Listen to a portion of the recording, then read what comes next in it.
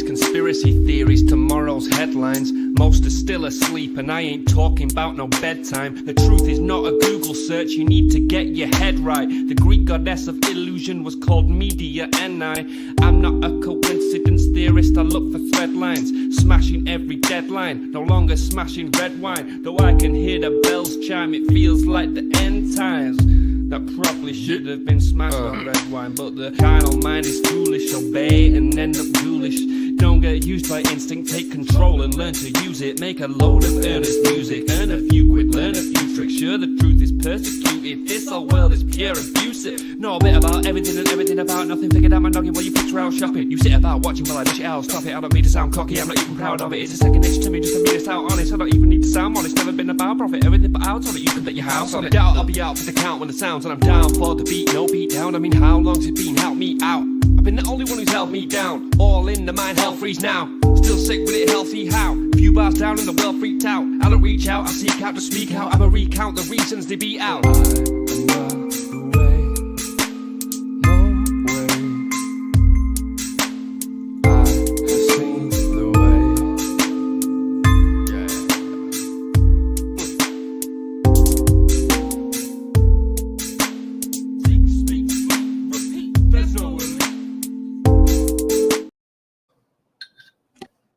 Hello. Welcome everybody to the 509 Divine Pines podcast. I am your host, Joseph Daniel Pena. Alongside me is Steven D. Kelley, and today we are about to shake reality because reality is being blindfolded. And you know what? This is what we do on this podcast.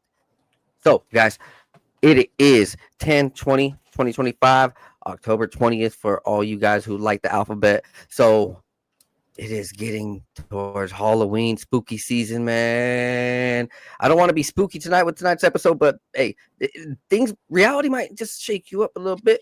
Like, subscribe, and share. Please tell your friends that this is going down. And if you guys could, good Lord, trust me on this, go over to Shop C60 and check out their C60 oil. By far, changed my life. And this is a great thing for everyone out there who wants energy, because everyone's so lethargic these days from the foods, from the way they think.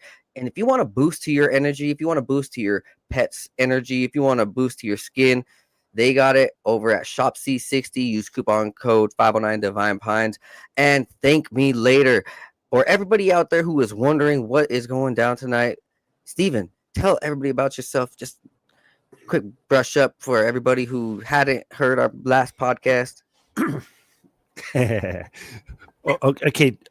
first of all, greetings. I was in the chat room over there for the tinfoil hat chat room, and he puts in this thing, says, "Hey, I'm going to do a show tonight. We're going to talk about Charlie Kirk." And I'm watching this, and these other guys go, "Yeah, I'll be there. We're going to call in." Everybody in the chat room say, "Yeah, we're going to call in." And he says, "Yeah, I'll even pay you." I'm like, oh, hey. So I sent him a DM and said, dude, no, obviously I'm kidding about that. But I'm like, dude, you want me to join you? He says, yeah. He says, well, and I said, well, don't put my name on there. Don't be like promoting me or nothing. He's like, too late. I already did it. Right. So anyway, yeah.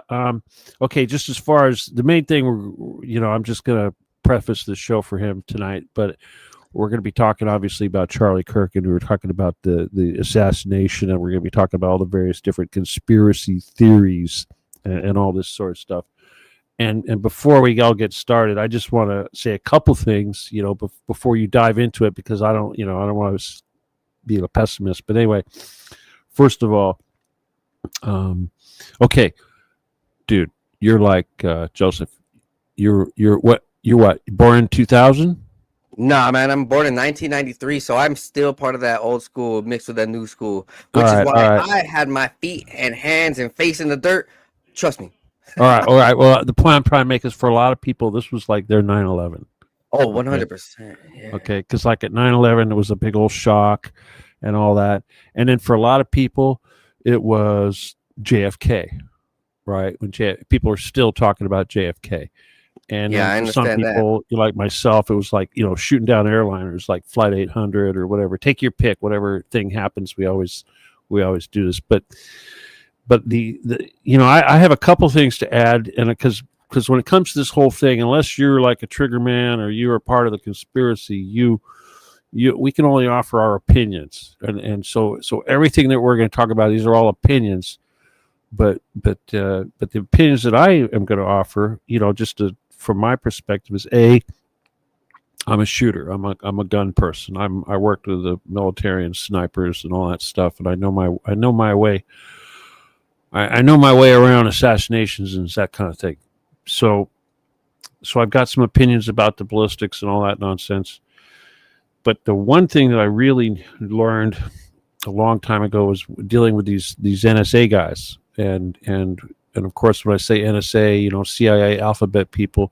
Ultimately, what we're going to be I want to impress on everybody mostly tonight is that it's a mafia. It's like this palintir crap, and you could say the Khazar Rothschild mafia, you could say the little hat people, whatever, but ultimately, it's a big giant mafia, and that's the thing that they really don't want you to get. But here's the thing that they taught me. As George Carlin say, it's one big club, and we're not in it.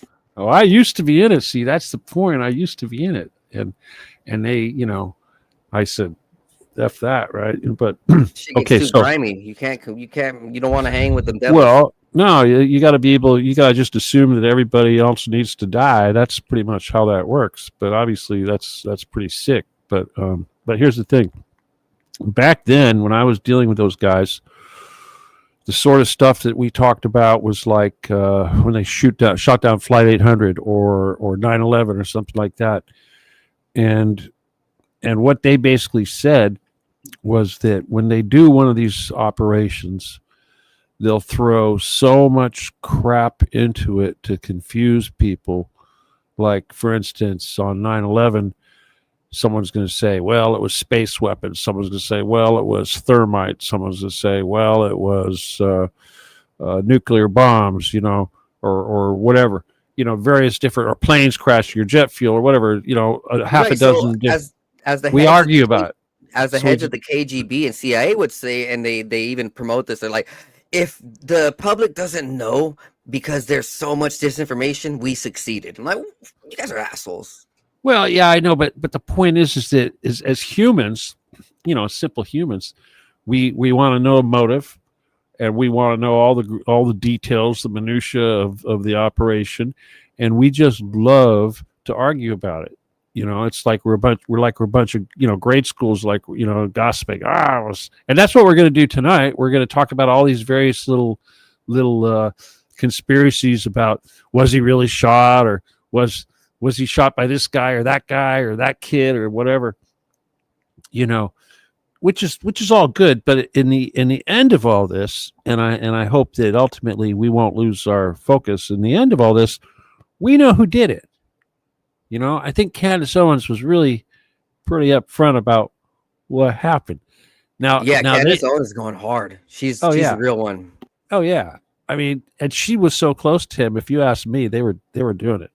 Okay, seriously, they looked to me like they were an item. There's a little chemistry going on there, don't you think? Come on now. That would be something. That would be an interesting. Hey, come on. They were an item at one time. Don't tell me they weren't. What? Yeah, they were close. I think back in the day. I don't know about recently, but they were for sure. Like, as far as like maybe that type of close, for sure back in the day. Yeah, they're adults. Right. It is interesting because Erica Kirk she's the most promiscuous girl coming from Trump's pageant show. Like, yeah. What a slime bag into bad girls, right? Well, we'll talk about how slimy Erica Kirk is, obviously, but I mean, we could talk about how slimy Trump is. Obviously, it's like we're going to get into it all. It's all disgusting, but again, we all know who did it ultimately. But instead of just automatically saying, well, it was Mossad or Israel, little hat guys, we got to know it was the Intertel Mafia. Same people that killed Kennedy, same people that did any of this stuff. They do all this stuff. It's this ridiculously large mafia, which now encompasses the little hat people, the Nazis, the Templars. You take your pick. Every single one of them. The black nobility, the Vatican, they're all in. It's that. There's your club. That's your club. Yes, that's your club. But now that club is Intertel. It's called Intertel, and Palantir is Intertel. Intertel's Palantir, and they can't hide that. Did you know that? Well, now it makes sense because it's like the same playbook. Well, no. I mean, here's the thing. On another level. Intertel was when it was just that big CIA mafia thing going on with Donald Trump and all those guys in Epstein and all that. They started this thing they called it Intertel investigations. They were supposed to be like a detective work, and the idea is they spied on everybody and they use that information to kind of control everyone, kind of like an information mafia, like Five Eyes, like Palantir. Yeah, that was all part of the same playbook. Yeah, it's all the same thing. Yeah, so all these this technology and these algorithms and this whole concept of stealing everybody's medical records and whatever it is they want. I mean, everything. Communications. Yeah, they've been doing this forever. And, I'll tell you what, the regime would be happy right now. Oh, it's all the same thing, man. It's all the same thing. Oh, like for instance, in Mexico, Carlos they just Slim, the biometrics.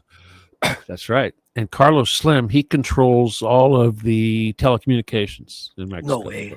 Yeah, you didn't know that, dude? No, that's the guy that was in the movie. They're depicted. Yeah. Well, yeah, he's Carlos Slim, man. I mean, he's like the biggest mafia dude. They used to say he was the richest man in the world, but he's just a front man for the guy that was president, Go Terrari, whatever his name. I always say his name wrong, but anyway, point is that we always knew that this guy was mafia, and that he controlled the cell phones and the regular phones and everything else. I mean, he owns the company that's got the monopoly in Mexico. But it turns out that it's also Intertel. They own it. It's Intertel. In other words, funded, yeah. It's CIA. People say, "Oh, it's CIA," but it's not CIA. It's this mafia. People think that this mafia is CIA. No, the CIA is the mafia. I mean, the mafia is the CIA. Okay, it's not a government thing. It's not like something that Trump has any control of, except that Trump's probably the boss of this mafia. I think he's just a front runner of the money, man. I don't think he's. I think he is. Nah, I don't know, man. The real bosses are these so-called elders. These, like the elders of Zion. Yeah, those guys. Those are the real bosses. They live in the caves and all that. That's also the Council of 300 and the. Right? Well, that's all part of that corporation. But when you get down to it, think of it like vampires. Okay. 100%. So it's like if you were like the head vampire, where would you be? You'd be underground in this palace that was underground with all your dead bodies and blood and everything, and there'd be like some elder council of 12 that rules over everybody. That's what it is exactly. Could they be speculated like this is why they didn't really talk about Atlantis when they went over here in Miami and all these places, and the military and the scientists discovered stuff, and then they just cut it out. They just stopped talking about everything they discovered. And you're throwing out words like Atlantis, man. Well, I mean, out here in the Bimini Islands and things, yeah. Right? Well, yeah, there's pyramids and shit. There's obviously leftover technology and stuff out there. Yeah, there's a big giant pyramid down there. There's also one. You've heard about Coral Castle in Florida? You heard about that? That guy was doing, he had harnessed I did some study on that. It was incredible stuff. It turned out to be totally satanic when I got down to the very bottom of it. Very interesting, right? Well, he got it all from Saturn. He was getting these downloads of this incredible stuff, and ultimately it was coming from Saturn. As soon as I heard that, I'm like, oh, crap. But yeah, it turns out that location where he built all that stuff is actually where one of these big Atlantean pyramids are. I mean, if you want to talk about that crap, there's one out in the Atlantic up there by Long Island, and then there's one over there somewhere by, I don't know, somewhere in the Caribbean, I guess, and then there's one in Florida that's actually buried in Florida. But yeah, supposedly they've been using these for decades. Now, talking about Theo and Trump, and with all this coming back to this is their occultic nature too. When we look at Trump's tower, Trump has one of the most occultic towers in America. It's fucking. Well, let's talk about that, dude. Here's the thing, and this was something I was thinking about here before I got to talk to you tonight, and that is this whole concept of the little hat people and all that.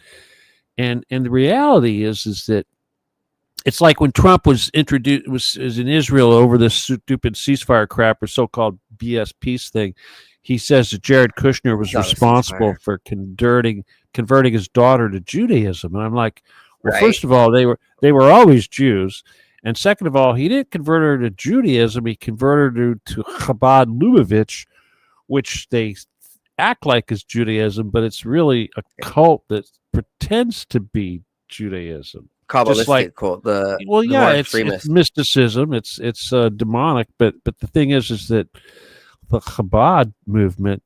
I mean, like Putin, for instance, he made Chabad the biggest Jewish thing in Russia. You know, he promoted, but he did that to control them too. But they're the guys that control Kiev and all that stuff. And if you look at their belief system, you know, it's like it's closer to Genghis Khan than it is Solomon. You know, I mean, they're about as fake as the damn Khazars are. You know, seriously. The Trump family with how did they get their empire? Is it because of their uncle and you know getting all this? No, dude, you didn't know this. His grandfather. This is not even that far back. Donald Trump's grandfather was a pimp. You didn't know that? Yeah, he was a pimp. Yeah. Makes sense now with what we're going to be talking about. Yeah. All right. Here's the deal. Donald Trump's grandfather had a business partner who was a Rothschild, and they had a hotel in the Yukon. I guess, what is that? Canada, Alaska, whatever it is. And what they did was they serviced miners, and they would provide women and baths and, you know, clean beds to miners for gold. Yeah, but it was called the White Horse Inn. You can look that up. I mean, this is all for real. And anyway, so his grandfather made the original family nut on prostitution in the Yukon with gold from miners.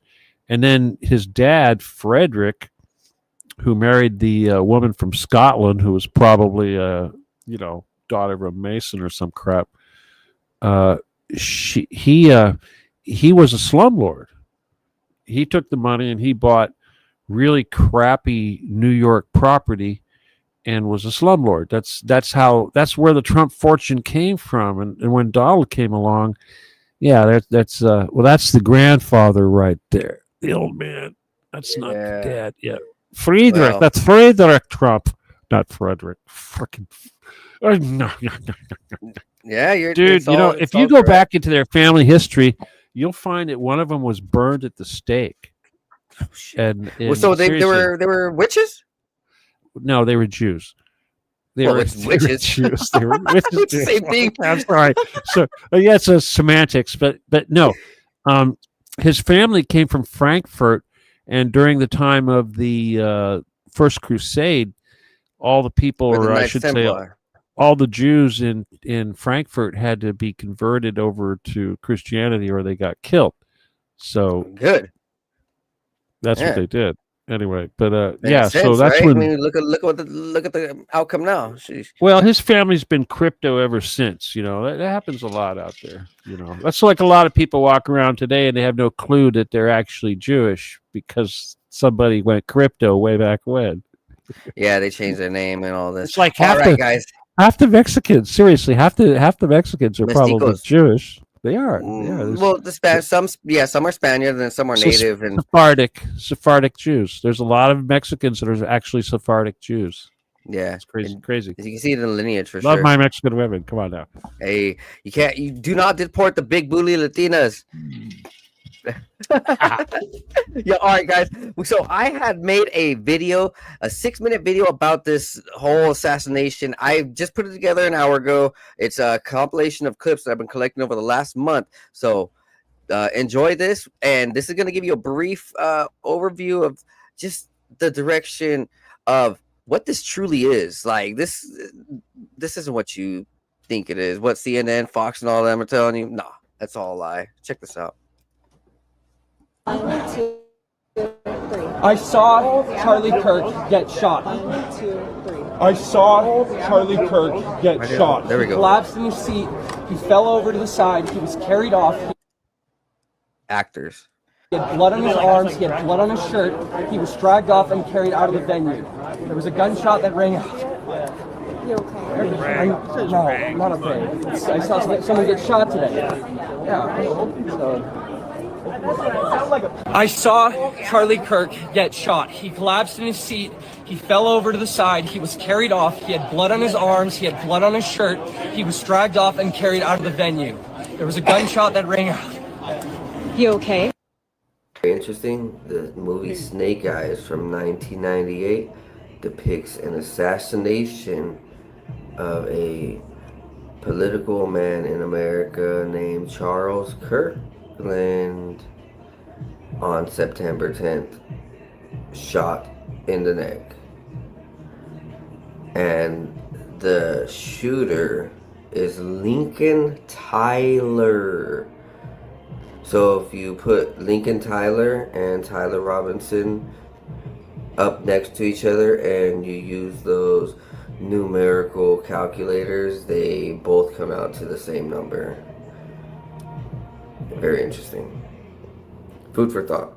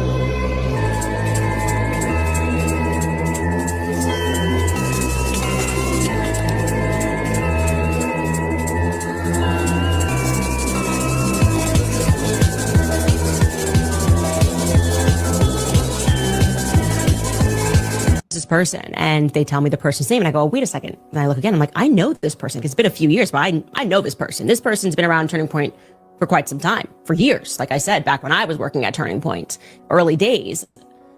So I'm like, I'm just gonna reach out. Obviously, I know this individual. I'm gonna reach out and I'm gonna say, hey, what's up with this? Where is this footage? Obviously, he's seeing all of these clips going viral, and he is fearful for his family. He doesn't have any security. Why would you grab the cameras? And he says, because the first thing that I thought is that I better secure the footage and be helpful and give that footage, hand that footage over to the feds. Well, obviously that's where things get into a pickle with me, because we don't trust the feds. Could you send this footage over to me? Well, he didn't want to send the footage over to me without checking with Turning Point lawyers. I asked the question, why not just release it? We've already seen the worst thing that you could possibly see.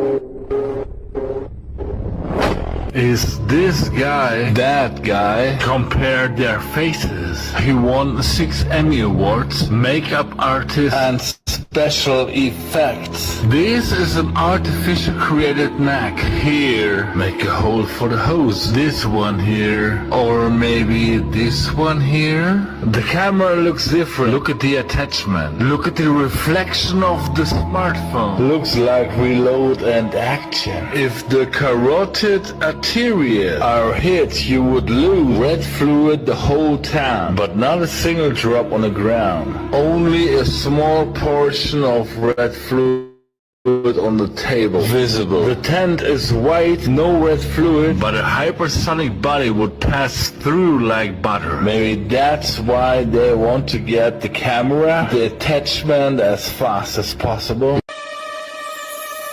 So now this video is from the assassination on Trump, but this goes and shows you how these guys operate.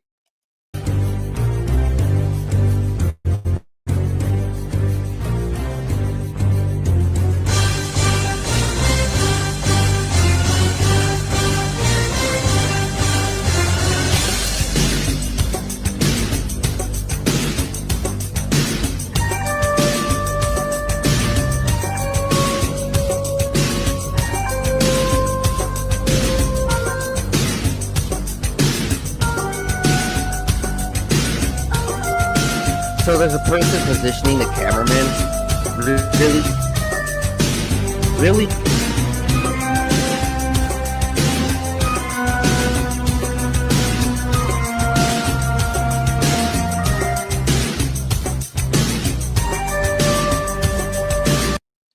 Now, these next series of clips shows Erica Kirk, Miss Arizona 2012, Trump pageant girl. She's also a casting director for Trump's film agency.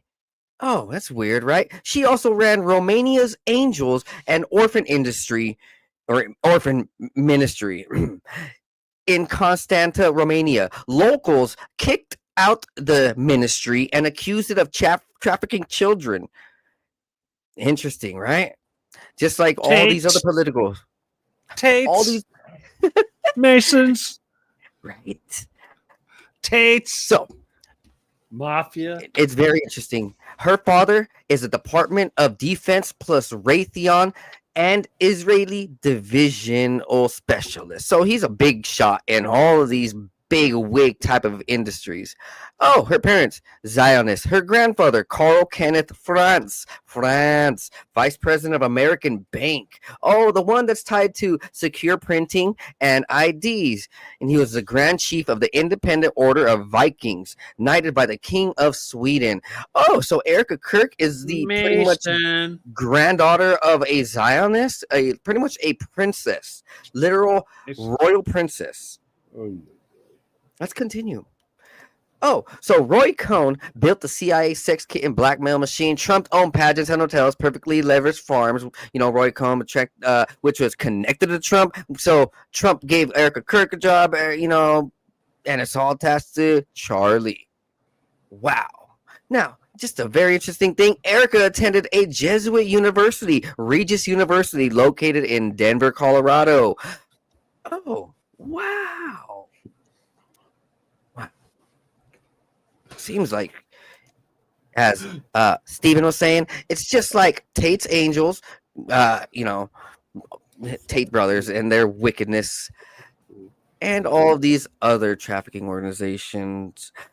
Charlie Kirk's Turning Point USA UK launched at the Royal Automobile Club under Prince Michael of Kent, the Grand Master of Freemasonry. George Farmer, Candace Owens' husband, sat as chairman, tied to Andrew Tate long before Candace. Ooh, so Candace Owens' husband is connected to this. Guys, doesn't this seem like it's all a Freemason play? Now, I'm going to go ahead and tell you just a little bit more. Now, Charlie was, I believe this was all play, right? If you think that America doesn't pull plays and America doesn't hire film agencies to do their little military operations, well, guess what? The first motion picture unit, known early in the 1900s, was hired by the U.S. Army Air Force Base in World War II to, as it says, make professional films for the military. It produced more than 400 propaganda and training films, meaning they faked and staged and they created these events. Now, that's 100 years ago. You think that our technology isn't better now? Well, guess what? President Trump just picked Justin Caporal to be his producer for major events and public appearances. Caporal is the secret force making Trump moments cinematic. Justin Caporal has been with him since the beginning, producing the historic rallies and events, including the RNC, the MSG, McDonald's commercial. Oh, so McDonald's commercial, he's a producer? That means he's a film director. Oh, so Trump's hiring film directors to make every one of his big events, from his own words. Once he finishes what will be our magnificent inauguration presentation, Justin will continue to serve my external operation as executive producer for major events and public appearances. But Trump isn't the only one involved in this. Deal is too. They are reviving the American cinematic universe. So these billionaires are literally making a mission to celebrate American greatness. Name our enemies. Oh, what have we seen? Yeah, I think we've seen that. Reject cancel culture. Back bold storytellers. Take creative risks, and Hollywood cowards won't. So, and their slogan is "Make movies great again." They want to do things like the Soleimani assassination, 9/11, China's greatest spying network. Yeah, you think that they're not really gonna get into political messes? They will. They will.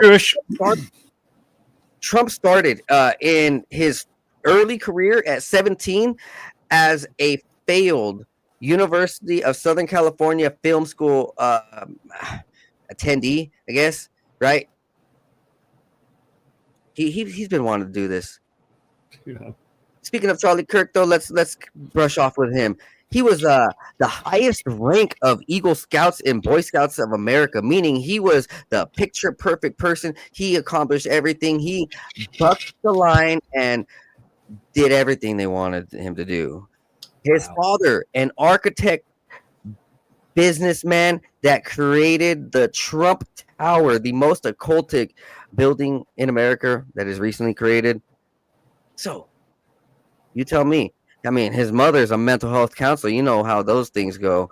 It seems like everybody who's been part of these stages and shows has a parent that's a mental health or psychological counselor, and that is a very big red flag.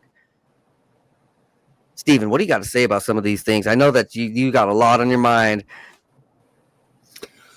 Oh, dude. This seems. If you think that this is the biggest staged event in American history, or is 9/11? 9/11 was probably bigger because it involved nukes. This one didn't involve nukes, but this is the most modern 9/11. But all right, this is the point I want to make. First of all, you see Tiny Hat, we see human trafficking, we see Masons, we see Mossad, we see all this. It's all the same damn thing. It's this damn Intertel mafia. I've been dealing really heavily with these Masons and the whole Tate mafia thing because of my getting tied up, screwing around with Gary 3G, Gary the numbers guy. I don't know if you know about him, but he's a big Mason Mossad mafia idiot. And this is how I learned about all this stuff. But ultimately, yeah, it's just the same damn mafia. But here's the thing: you get into all this Jesuit crap, you get into all this Kabbalah mystical crap, and all these coincidences, if you will, right? Yeah, all that stuff. But here's the thing: what you got to understand is that there's really no such thing as free will. Everything has pretty much already happened, and it's already known. They already know what you're going to do before you do it. Seriously, they do. Everything. It's like a big algorithm. The way all this crap works. It's cause and effect, results, and all this. So here's the thing. The point is that just because it's like, for instance, The Simpsons. You know, they do something. It's like predicts whatever. Yeah, they've got their crystal balls. They've got their Project Looking Glass. They can see certain things, and they can also use psychic skills. They've got access to probably the greatest army of psychics in the world, next to our Jedi, of course. But so they know this stuff, and the point is so when we see it happening and we see it in front of our faces, and we're like, wow. And I'm not just talking about like the family connections, because obviously that's a conspiracy. That's what it is. It's exactly what it looks like. But like these, weird things like the stars being a certain way, or the George Floyd connection, or all these crazy numerological, mystical things going on. That's when it starts getting cosmic, and written in the stars. And you got to remember, we're dealing with Satan here. This is all Satan. This is not a bunch of men that make this stuff up. Ultimately, this is stuff that's in the works for hundreds of years. That's the nature of the damn enemy we're dealing with. Okay. And just for a quick reference for everybody out there on how satanic Donald Trump is, I'm going to tell you something about the numerical alignments with Trump's tower. So Trump's tower is 666 feet high. Oh, that's crazy. The address, 725th 5th Avenue, invokes a pentagram, a 5-pointed star, nearby Kushner's property at 666 5th Avenue. Oh, wow, isn't that right? If these things form a pentagram, so he has the properties. It forms a pentagram. and represents Mammon, the wealth demon. Oh, interesting. The floors, 58 stories on his penthouse on the 66th floor. What? Okay. 58 links to apprentice rituals, 58 episodes, 66 evokes carbon or the solar worship. Interesting. So as the inauguration binding, it was on 1/20/2017, which equals 58. Hired 58-year-old Steve Ray. And yeah, it's just goes on. The penthouse drenched a shrine. He has Apollo statues, sun god relics, black cube elements, inverted pyramid roofs. There is Freemason and occultic properties all over this, guys. This is a magician, and I really do think when people look at Donald Trump as one of the darkest magicians, it is real. They all want to be. They all think they're wizards. Every single one of them. They do. Mm-hmm. You know, wizards and warlocks, man. That's what they are. And witches and warlocks. Witches and warlocks, or which? Yeah. Let me see. Oh, wizards. No, actually, the term is wizards and warlocks. That's like men. The guys in the cavers. You know, these cavers. That's what we call those guys. Wizards and warlocks. It's kind of like Hogwarts and Harry Potter, only it's these CIA guys. It's not a bunch of kids. It's these damn CIA, royal families. You take guys like Steven Spielberg or Harvey Weinstein or any one of these guys. They all think they're wizards, and guys like Steven Spielberg, he actually said people have seen him not shapeshift, but phase in and out. His face morph. Yeah, but phase shifters? I mean, I wouldn't say Donald Trump is a phase shifter or anything. I definitely think he's human. But hell, if you look in his office, you look, up there in Trump Tower or whatever, right on the wall, he's got this big old tree of life that he got from the Chabad people. And that's his most proud, certificate or whatever the thing that it's like he doesn't hide it. And all these idiots that think he's a Christian. And even when he's in Israel and says that his son-in-law, Jared Kushner, who is an avowed, Chabad Lubavitch, he's like, oh, converted her. He didn't convert. That's so BS. They've always been Chabad. I mean, that's the whole thing they do, hide. And he promised that when he was elected that he would tell everybody he was Jewish. He still hasn't done it yet, and people out there still think he's a Christian. It's ridiculous. No, it's definitely farthest thing from a Christian, and he's he's sucking in all this money. Because one thing he said, the Christian money's good, so he panders, and it's horrible. Well, it's free to steal from him too. But you hear how he's talking about wanting to go to heaven, and how he's like now he's saying, "Oh, I guess I won't make it to heaven." I guess he's figured out that no, pedophiles and murderers of children, and people like you, no, you don't go to heaven. Sorry. Yeah, it's rough, isn't it? Leading a nation, and he says the most wickedest things behind our backs and takes our money. He definitely has this antichrist-like figure or false messiah type figure. This wicked man, this really really ancient wicked man. And if it's correct, they really do want to summon these spirits into him. Like if it's the ritual of Cyrus that these presidents do, and these other rituals, I think that some of them really do believe that the spirit is inside of them, and that they're possessed by this alter ego.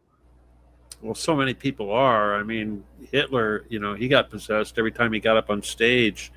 He would get possessed. They called him carpet eater. I heard this from some old Nazis, but they said that when he would walk up on stage, like at the Nuremberg rally or whatever, he'd kind of fall down the carpet and have a seizure, and then he'd get up and he'd be all, it'd be out taking over. Yeah, and look at how many people in Hollywood say that. I mean, my God, right? Jay-Z, right? How many rap artists say that they've got these altars? These demonic possessions, and yeah, there's a lot of rappers who say that in interviews now. It reminds me how if this is Hollywood coming out with some of the truth in their movies and shows. On Amazon, there was this show that I watched. It was like one season only, I think. It's called The Man Who Fell to Earth, and it was about a president, and he was possessed by Lucifer, and so he was the only one that could see the devil and the demon, and it was a fallen angel, and he came down, and he was making deals with the president, and the president was possessed pretty much, and while he was on stage, the devil and demon was behind him telling him what to do, and nobody could see him except the president. And for people out there who wants to understand, I think that's kind of a realistic concept where these people, they're listening to something darker with much more evil intentions. And I think the Antichrist isn't really that. I mean, there's a lot of BS out there, especially in Revelations, but it's like, for instance, Lilith, is a female entity. And Lilith is the one that they're really all worshiping. It's like the Starbucks cup, or when Madonna goes out there and does her thing, it's all Lilith. And when they do their Isis worship and all these human sacrifices they do throughout the year, that's all goddess stuff. That's not to Lucifer per se. This all goes Ishtar, back to Lilith, Ishtar, whatever. And let me tell you, she does not like being called Lilith, or not Lilith. She doesn't like being called Isis. She hates that. She says, "You humans made that name up. It's not me." But then if you go look at the whole Orthodox faith, Christian Orthodox, they believe in Sophia, and Sophia is basically Lilith, a version of Lilith. One. But then if you look at if you really look at, there's so many variations of the story that ultimately there's like it's like, for instance, Satan and Lucifer. Is Satan and Lucifer the same thing? No, actually, Satan is actually a higher entity and Lucifer is a lower entity. It's the same thing. It's like saying God and Jesus. They're the same thing, and yet they're separate. They're not. Yeah, it's two different things, and it's because they're on different levels. Yeah. Well, it's densities. They're on higher levels of density. It's like God is on 9, Holy Spirit's on 8, Jesus is on 7. That's the top 3. That's the Trinity, and it's the 3, 6, 9 thing. That's your whole whatever. But yeah. I mean, these are ancient occultic deities that they are believing that's inside of them, and it's playing out. You see it right in front of our face with the dollar bill. They got the freaking Eye of Providence. They got this. It's Osiris and all. It's everything. It's Egyptian crap. Yeah. It's Kabbalism. It's ancient Kabbalism. So that stems from like Sumerian, Mesopotamian type of stuff. And Phoenician. It's ultimately Phoenician, because they're the oldest ones. But all the other cultures, the Babylonians, the Sumerians, what have you, Canaanites, all that stuff comes from ancient Phoenicia. It's an ancient order, and it's as the Bible says, there's nothing new under the sun. If you study history, you'll be able to see you'll see the patterns, and you are able to be aware of the enemy a little bit, because as the saying goes, those who do not study history are doomed to repeat it. And man, the Bronze Age was a trip, man. Seriously, the Bronze Age was a trip. When it transitioned into the Iron Age, all kinds of crazy stuff happened. People still don't understand what actually happened, but it was magical. There was real magic going on. There were dragons. There were entities going off, and weird people coming out of nowhere, and the world's coming down. Oh, what's a part of it? The sun stood in the middle of the planet for a day. Like what it just didn't even move. Yeah. Things are crazy out there in the ancient past, and I think that what we're seeing now is like the China. They're trying to recreate it, and they're just using artificial means, creating an artificial sun, creating an artificial moon. They're trying to create artificial gravity. Well, that sun thing that they're doing, it's not what you think. It's not supposed to be like a replacement for the sun. What they're trying to do, it's a reactor, it's fusion. Yeah, it's fusion. They're trying to come up with a what do they call that? Something that's over 100% efficient. Yeah, that's the thing about fusion, is that it's not very efficient. It's like you put all this energy into it and you get about the same amount out. They're trying to come up with a system that puts gets more energy out. It used to be I used to work on that stuff a long time ago, but what they did was they'd take these big monster lasers, just tons of them, these big giant rooms that were just nothing but these big lasers, and they'd focus them all into this one little tiny spot, and then they'd drop a pellet in the chamber, and the pellet was like a little glass bead that was hollow and it had deuterium in it.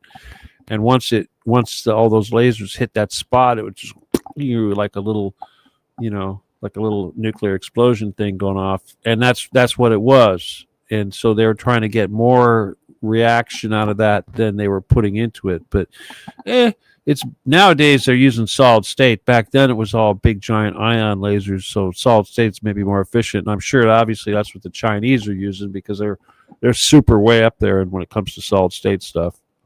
I mean lasers, not integrated circuits. We're higher up. The level of technology and energy that is currently out in 2025, people don't even fathom. People can't even understand or grasp the reality. It's moving so fast. They're just so powerful these days on everything that's what's happening. This brings us back a little bit now, considering even just the state of nuclear power, the state of AI, the state of this computer technology that we got and what it's able to create is what is the cause for this AI video of Charlie Kirk's and shooter and everything. When we're speaking about Palintir, right? We brought it up in the beginning. This is real. This is a real deal. And I've been actually seeing a lot of people comment on this online where people are worried. People are really worried, and people should be. And okay, how about this? People should be aware, not worried. I don't ever want to put fear out there. People should be aware of what's truly at stake. So you can brush more on Palintir and Thiel, right? Where how he is by far one of the biggest data surveillance collectors and risk to American safety and freedom. He is selling us out to the Zionists. Mafia. All right, check it out. I'll give you my little story about this crap. And I hate repeating it because I'm really pissed off at my brother right now, but maybe you've heard this story before. But back in 1990, this is when I was working with the N.S.A. Okay, and right after that, right about after that, between the period of 1990 and 93, was when what's his face? They didn't start Palantir, but what they did was they started PayPal. Okay, that's when Elon Musk and the other guy got together, Peter Thiel got together and started PayPal, and that was C.I.A. Okay, but the point is, it wasn't C.I.A. It was this Intel mafia. Okay, so when I was doing the N.S.A. stuff back then, working under Robert Vesco and that whole Caribbean mafia business, that was the same damn time that these guys were funding the startup that would become PayPal, and then that basically was what allowed them to create eBay and all this crap and everything else that followed. But the point is that what allowed that to happen was that about 1993, I think it was, high-speed internet encryption was invented. Okay, and it was invented actually by my idiot brother, who was doing it for scanning people. They were using it for HIPAA. Okay, it was like a medical procedure. They would do ultra-fast CT scans of people, and they had to send that data over the internet so that doctors could look at it, and they had to come up with a secure way of doing it to keep everything private. So what happened, of course, is the CIA, who's involved in every damn thing, ripped that off immediately.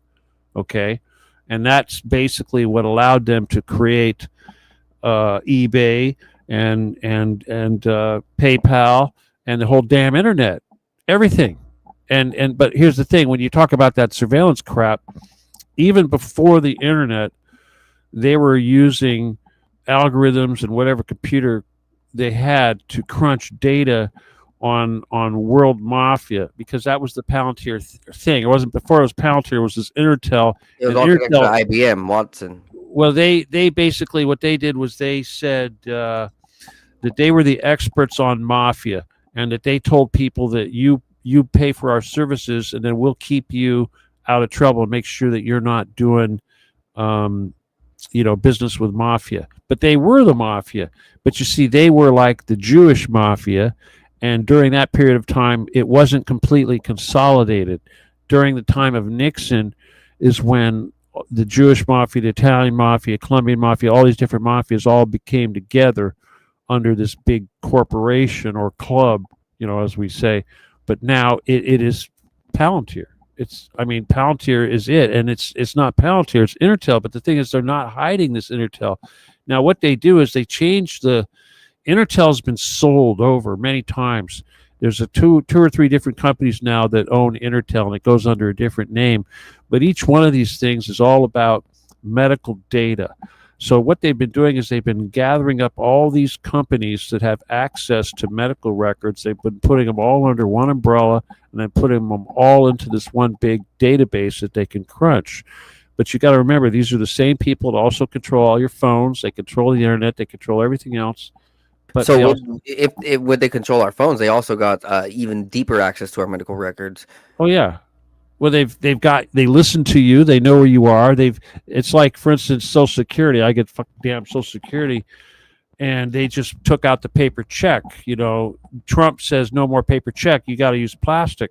Now, if I go to the weed store and buy myself an eighth of some Kush, Donald Trump's going to know about it. Whatever, and they'll go, oh well, you obviously don't need this money, because that's that's not healthy. We're going to tax you now and take it away because you didn't really need it. You should be spending this on drugs. And I don't know if you just heard a couple hours ago, with this whole government shutdown and some of the states having issues with SNAP, they're going to start doing deducting points, and they're going to start regulating it by points and everything. So people are going to be, it's going to be heavily regulated. And some of this, people like us that are out there talking shit and saying words like tiny hats and stuff, or Chabad Lubavitch, we're screwed. I'm already screwed. I'm already banned from every platform except, well, obviously, if you try to put this on YouTube, you probably have trouble, or Instagram. Or even TikTok now. Hey, Larry Ellison, mega little tiny hat asshole, but controls TikTok. Wow, and Paramount Studios, and my God, if they tightened it down. Hell, even Elon Musk has gone full tiny hat. People go, oh well, there's still like Syrian Girl and whatever, these various different Arab channels that are out there, but you think they get any kind of reach? I don't think so. Yeah, and it's not even just front data. They're creating backdoors. So Peter Thiel and Palantir is literally creating backdoors to every app, and so every phone, every technology. And it's not that they're just scouring the data. They are controlling some of these things by force. As me and Steven had talked previously before recording, these type of technologies, they're known to literally just shut down radio stations, shut down big type of conversations that are too deep. This is a lot of public stuff that's already out we there. had to go through crap to do this tonight. Seriously, right? I'm using a really funky system right now.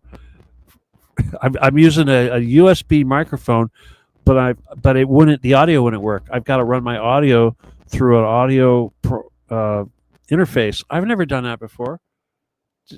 Seriously, I've never had to do that before. I don't know what the hell's going on. And so, looking at what happened with Charlie Kirk, right? I had a friend on Facebook, and this is real. I have a friend on Facebook who was there. She had the story posted before everything. She's I've been following her for a while, and she's a college student over in Utah and stuff at the place, and she was all excited. And it went from her being extremely happy to just being confused. I looked around on the internet, and what I saw is that during the few moments and minutes of this assassination, phones went off. People's phones shut off. They couldn't record. Nobody had power. Nobody had service. What? How? Why? Oh, that's Palantir right there. The people who funded this project, the people who funded that whole turning point. It's been funded by Trump and Thiel. As I showed in my 6-minute video, they are working on film agencies together, right? We talked about how you mentioned in the beginning ballistics. Let's get into this. Ballistics. Yeah. Okay. Well, first of all, I know cosmetics in Hollywood aside, that looked to me like a guy getting shot with something in the body. I've seen people die like that before, so I recognized the look in his eyes when he was dying. I knew he was dead before he hit the floor, and the trauma of the shock.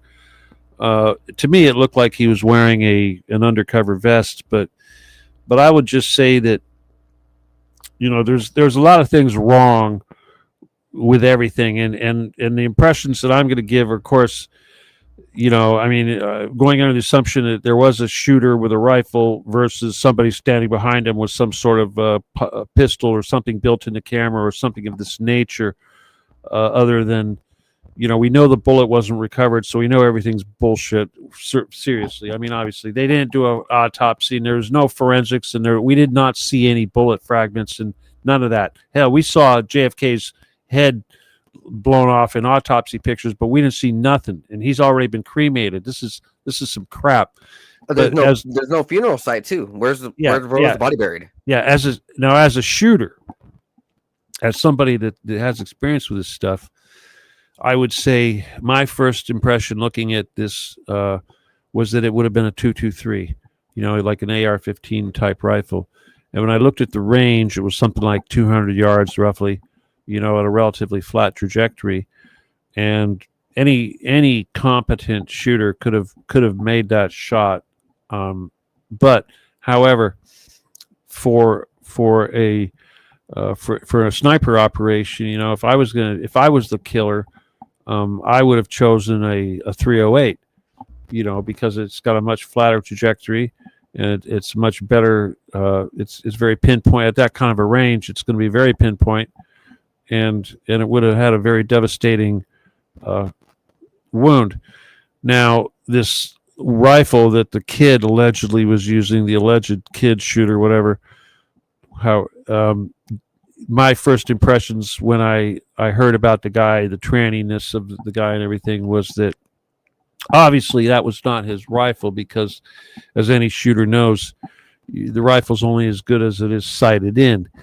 And then they come out and say, well, it was Grandpa's rifle, so I'm going to assume Grandpa was old school and he had that thing dialed in pretty damn right on. Right. So the kid didn't have to, all he had to do is look down the scope and pull the trigger relatively It was well. reported, though, that Robinson and his boyfriend, whatever, were getting training in the last 6 months by some SEALs or special forces, supposedly. Yeah, kind of like what's that guy that shot Kennedy, Oswald?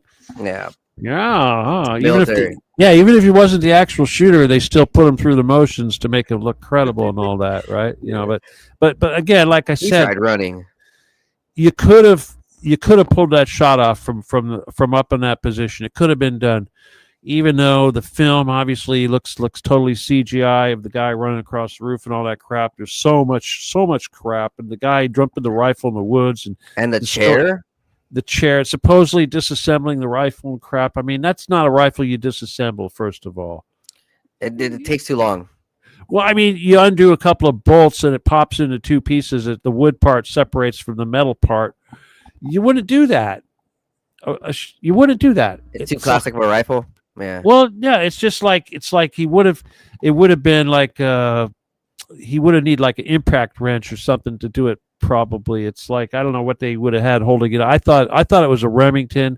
They were trying to say that it was a damn German thing, a Mauser. Could have been a Mauser, but it was, and they said it was a 30-06. Okay, they tried to say it was a Mauser 30-06, which is your basic deer rifle. But the thing is a 30-06 is the same caliber and same bullet as you use in a 308, only it's got a crap load more powder behind it, which means it's going to be going loud. Really, yeah. And it's not just that; it's that the wound. If he had taken a 30-06 to the neck, And his neck would be half missing. his head would be falling over to the side. Seriously, Right. there'd be hamburger everywhere. So it puts into question. I had saw a video of a rifle or something like peering out a window, and it was behind the bleachers and people standing.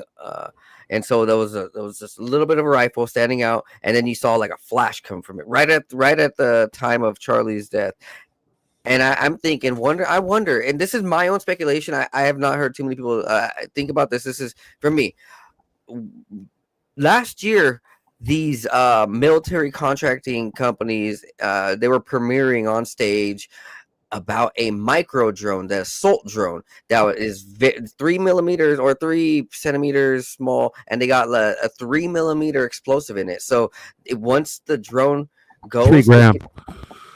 Once the drone goes, it can actually narrow in. Yeah, it can narrow in and slice into an object, and so it can penetrate. But here's the thing, though. It's like at the end of the day, you're right. That's totally a possibility. There's so many crazy potentials, and it's just like I said about like Flight 800 or 9/11. If you can imagine all these different variations of methods that they could have used, and there seems to be evidence of each one of these things possibly being used, it's because they were all used, and they did that on purpose so that we would sit here and talk about that instead of talking about the little hat people in Israel and Gaza and stuff like that. 100%. 100%. This is a big distraction for the Prime Minister of Israeli. This is actually an article. Him just being caught in the Epstein files. So there's an old Prime Minister of Israeli caught raping and abusing. Ehud Barak. He didn't just get caught in the Epstein files. He beat the shit out of Virginia Giuffre so badly that's what caused her to go against Epstein and turn against him. Oh, shit. Yeah, that's what she said. She says it was that beating that she got from that dude. And when she went to Epstein afterwards and says, what the hell? And he said, that's part of the job. And she knew right there, screw this. I could never see another man lay his hands on a woman without me intervening. This is me. A little girl like that? Even worse, I would bury a man. That's horrible, man. Like I've had to stick up for people's women before. Back in high school, this is a quick little story. My friend's girlfriend was being tormented or targeted by some Mexican dude, and he wasn't even from this place. He was an immigrant, and he was being rude or sexist, all sorts of sexual nature, and my friends weren't doing anything except telling them to walk away and do anything. They're being pussies. And I walked up. It was after school. I walked up. I was like, yo, what the? I got on her face. I was like, yo, leave her alone. You want to fight? And this dude's all, cocky and laughing. Yeah, whatever. We go over there. We go to the area that we're going to shirt off. Yeah, we go to the area. I take my shirt off, and I'm muscular. He doesn't for him to take his shirt off, and you whack him upside the head with your foot, man. No, I look like a nerd, right? I look like a nerd, and then I take my shirt off, and he sees I'm actually an athlete and ripped, and he's like, "Oh fuck!" He ran. And you know what's crazy? He didn't show up to school ever again. He fucking moved. He moved. He was so embarrassed. And so they pull his shirt off is when you hit him. Well, no, I pulled my shirt off because I was ready to fight, and he's like, oh shit, and he knew he was gonna get his ass beat. I wasn't playing no shit. If I ever see a woman abused, okay, go on. If I ever see a woman abused, I get mad. I don't know. It's just something inside of me, I don't know why. It's it's time to let the callers in. I think the callers are down below. Yeah, the number. I see this one here. It all costs money, but you know what? It's like I was saying. Over there in tinfoil hat, I was like, "Where's all these tinfoil hat dudes?" It's 4 a.m. over there in Britain, where most of these people are. Some are over here on the West Coast too. People are tuning in from all sorts of different areas. I'm gonna drop this link in all sorts of the different places right now. Now, what I want to discuss, we're continuing with this ballistics. Okay. There's also the angle, and as you said, the shirt. It seems like there's this micro explosion in the shirt. And so when we're looking at the evidence, supposedly, right, it seems like he has this blood pack and this small explosive charge in his shirt as well. Okay, just quickly for the All right, comments. my impression. All right, I'll just give you my impression. Okay. Just going on the video and trying to, work with what we were provided at the time, it looked to me that he had a vest on. I know they're trying to say he didn't, but I'm pretty sure he did, because it looked to me like he has the same kind of vest I got, which is like white and it only covers a certain area. And the shirt, that red spot that appeared on the T-shirt, just right here, basically, dude, come on, dude. Hey, pay attention. Oh, that right, one. Sorry. See, right here. Okay, see right here. That's your collarbone. Okay. Yeah. Now, if we had an autopsy, we'd know this crap, but we don't have an autopsy. But if you ask me, if it was a 223 or a 22 or a relatively small projectile, based on the amount of blood and splatter and what have you, I'm guessing it was a 223, not a 30 caliber 30-06 or 308. No effing way. There's just, the wound was too small for that, but it was about the right size you'd expect with a 223. So it could have hit here, which is what it looked like. It would have hit collarbone. It would have hit bone, and that could have possibly caused it to fruit out the neck, because from the exit of that area on the neck, you would have expected to have an entry on the neck also, given a relatively... Why was there so little blood when they were taking him over to the ambulance? Well, yeah, that's certainly something there, unless somebody had a big, massive piece of something compressed on the wound, which is totally possible, because that's what they would have done. Somebody would have taken his shirt off and shoved it up on the wound, and even the blood stain on the table, it didn't even look like blood. Exactly. It did look like. Yeah, it all looks screwed up. Yes, trust me, it looks screwed up. But when that thing blew up, and yeah, I know Hollywood is really good at that, but people aren't that good at acting. Okay, seriously, I have not seen an actor in Hollywood that could pull off a death scene as accurate as that guy's neck blown up, because that the life draining out of his eyes, that hollow look that you get when they roll back in your head and you're dying, you're dead. That's actors don't do that, man. And the other thing that was you can't do in acting was the shock of everybody, the thing hitting. No, I'm not talking about the shock. I'm talking about the trauma. Bullets. It's when the bullet hits you, it releases kinetic energy. Okay. Right. Into the tissue, and depending on what it strikes, if it's like soft tissue or bone or something like that, it's going to distribute that energy differently.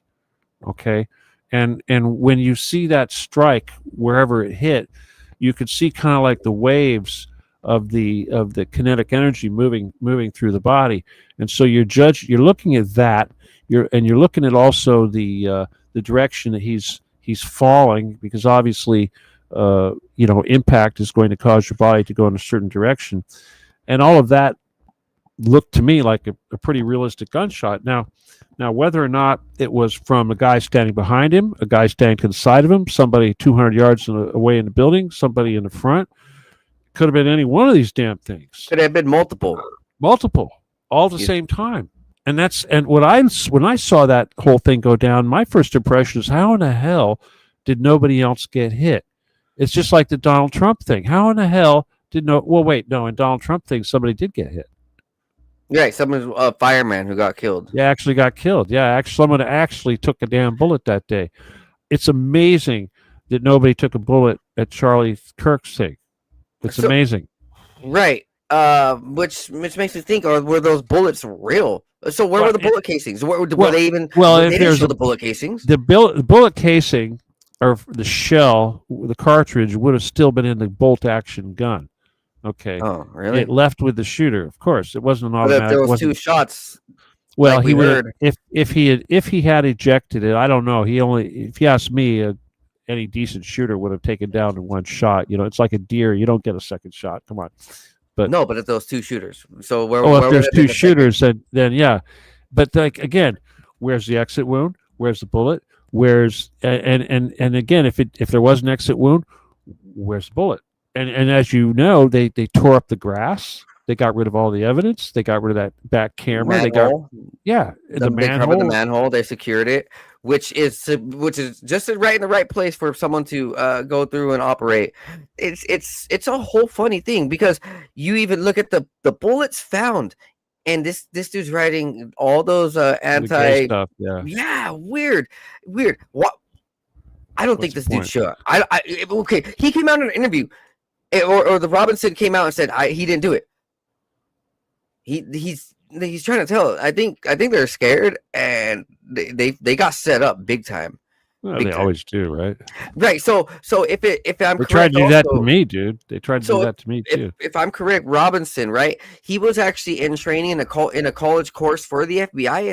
Is that correct? I believe. I wouldn't be surprised. I haven't heard that one, but I No, wouldn't be surprised. it was. I just heard it last week where he was in That's a college kind of their course. MO, huh? Yeah, he was in a college course to be a Fed. It seems like Utah, a huge Mormon state. What is the purpose of that? Well, why Right, do here's you the thing think about Mormon. I'm not trying to badmouth religion per se, even though if it was up to me, I would remove it all from the world. But the thing about the Mormons is, if you had to kind of draw, sure, it's a cult. It has all kinds of weird. I see what you're doing. It has all kinds of weird stuff going on. But the thing is, it's very close to the mafia. The Mormons and the mafia, it's like the same thing. In Las Vegas, we used to say that one side of the street was Italian mafia, the other side of the street was Mormon. And it's just like when Howard Hughes was kidnapped by the Intertel Mafia, they tried to suggest that it was Mormons that were taking care of him. Hell, they're all connected. So yeah, but here's the other thing: the fact that this all went down in Utah is cosmic, because when they made that decision to kill him, it was relatively spontaneous, because you see, up until 24 hours, 48 hours, he was their boy. They controlled everything. He was one of them. And then he made that big split with Israel and woke up that. And see, that's the thing that they're afraid of, is that a guy like him that speaks the truth, programming is only going to last so long. And this is what scared the hell out of everybody, is they thought that if the truth could finally break into the brain of a guy like Charlie, that they had complete control over, economic and intellectual, they realized that they had no control over the rest of us. So that's what's happening, is that they're losing control. And ultimately, if you look at the protocols, what do they say happens when they lose control? They blow everything up. Yeah. They destruct everything. Mm-hmm.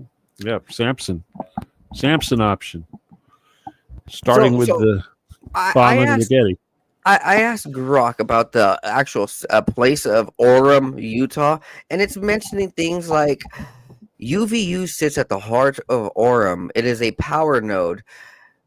Orem is on the position of the 40th degree north, which is a latitude crossing Rome and Beijing, and symbolizes global power. Right, so this event has a global power. I mean, I even see all across the world. This is a worldwide thing. People are fighting for Charlie in Europe and Australia and all these other places. It's strange. It is a definitely strange thing. There's a lot of symbology to this. There's so much. There's so much. This death symbolizes a blood sacrifice, silencing a truth teller.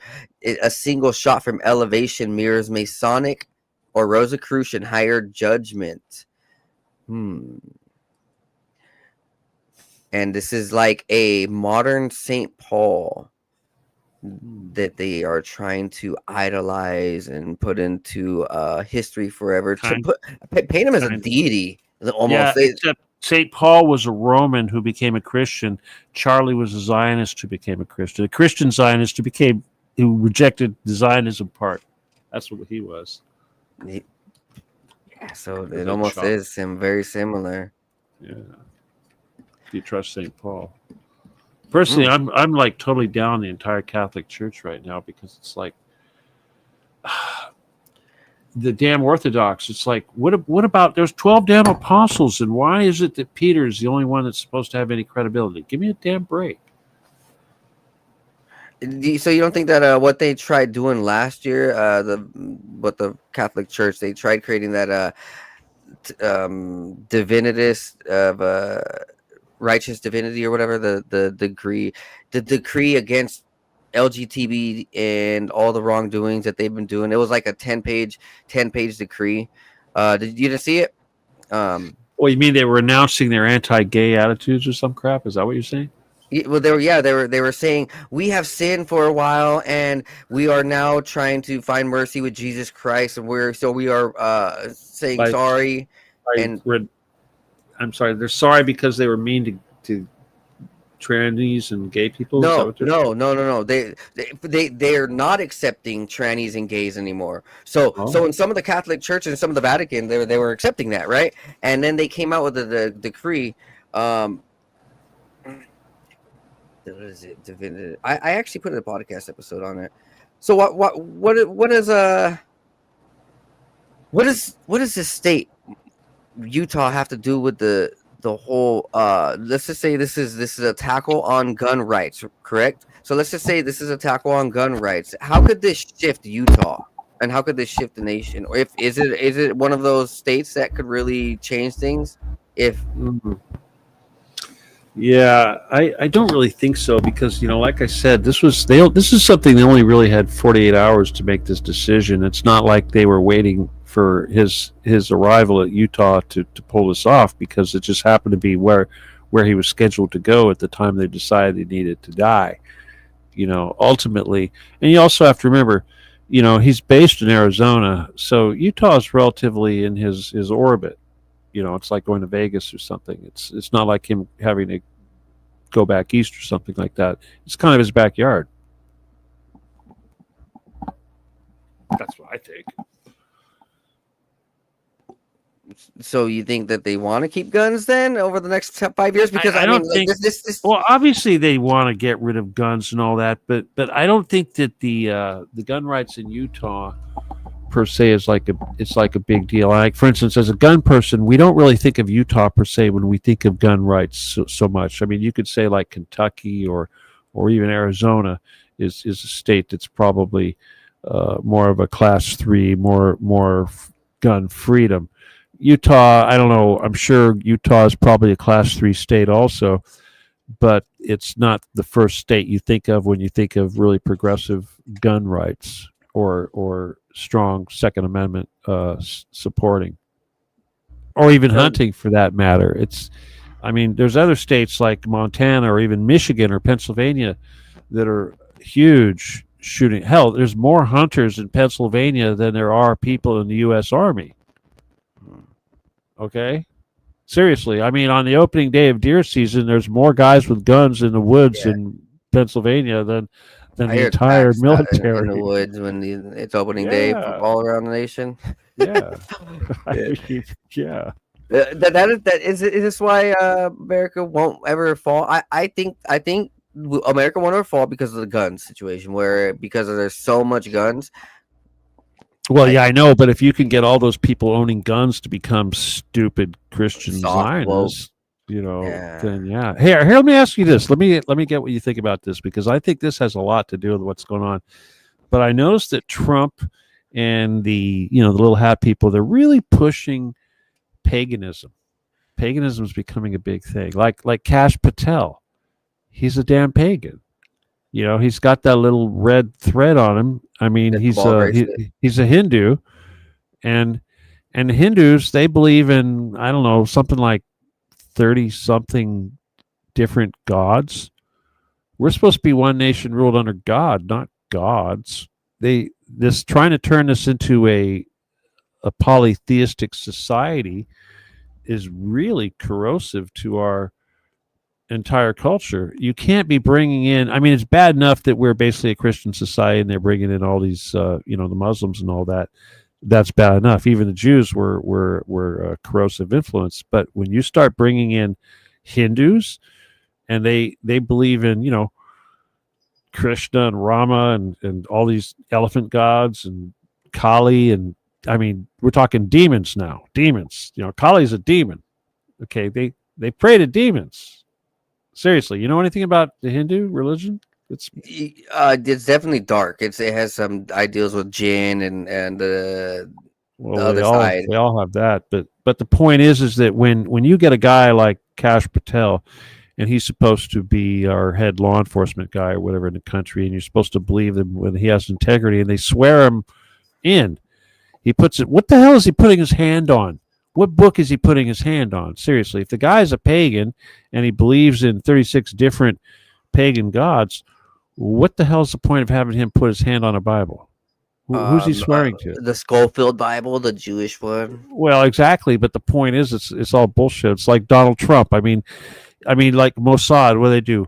War through deception. Basically, that means everything they say is a lie.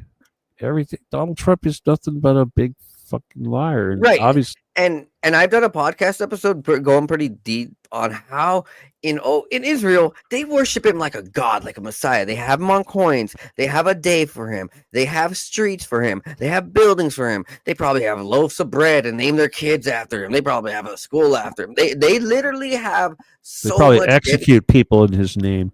Right. They rape children in his name. Trump. Yeah. It's horrible. It is horrible. This is for Trump. Yeah.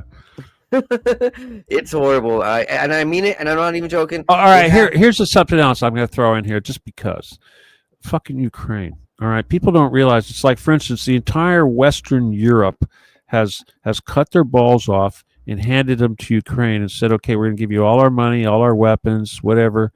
We're going to demilitarize, deindustrialize completely. Alienate Russia to make Ukraine the strongest military in damn Russia. What the hell is Ukraine? It's the fucking Khazar mafia. 100%. So, over the last 100 years, it's been built. Yeah. So it's like Europe is trying to make the Khazar mafia, the country that controls it, what's left of the Khazar Empire. It's trying to take back Moscow, and they want to make that the strongest power in the West after the United States. That's utterly insane. It's not seriously. And what do you think is going to happen? Ukraine don't want it. Well, hell no. It's because they're not all Nazis and they're not all Jews. They're Slavs, but they're killing off the Slavs. That's what the whole thing's about. Kill the Slavs. People talk about a genocide in Palestine, which is correct. These guys are getting genocided, but they're not mentioning the genocide over in Ukraine from the actual people itself. Mm-hmm. It is a very whitewashed. And the whole time it's going on, Jews are actually flooding into the country and trying to create a new Jerusalem. The whole country, in Ukraine. In Ukraine. Holy shit! Yeah. I've heard something like that. I didn't know it was true. It's actually happening, man. You should see it when you drive down the street. You think you're in fucking what is Tel Aviv.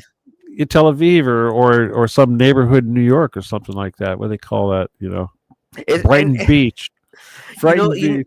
It's so strange. People forget the brainwash. People forget it's complete deception. They're like, Israel is the God's chosen people, right? They made that lie up, first of all. This whole church no such thing, right? God's chosen people. That's just Satan. Satan probably has a chosen tribe. Exactly. So right. So then that's what Yahweh is. Yahweh is Satan. Come on.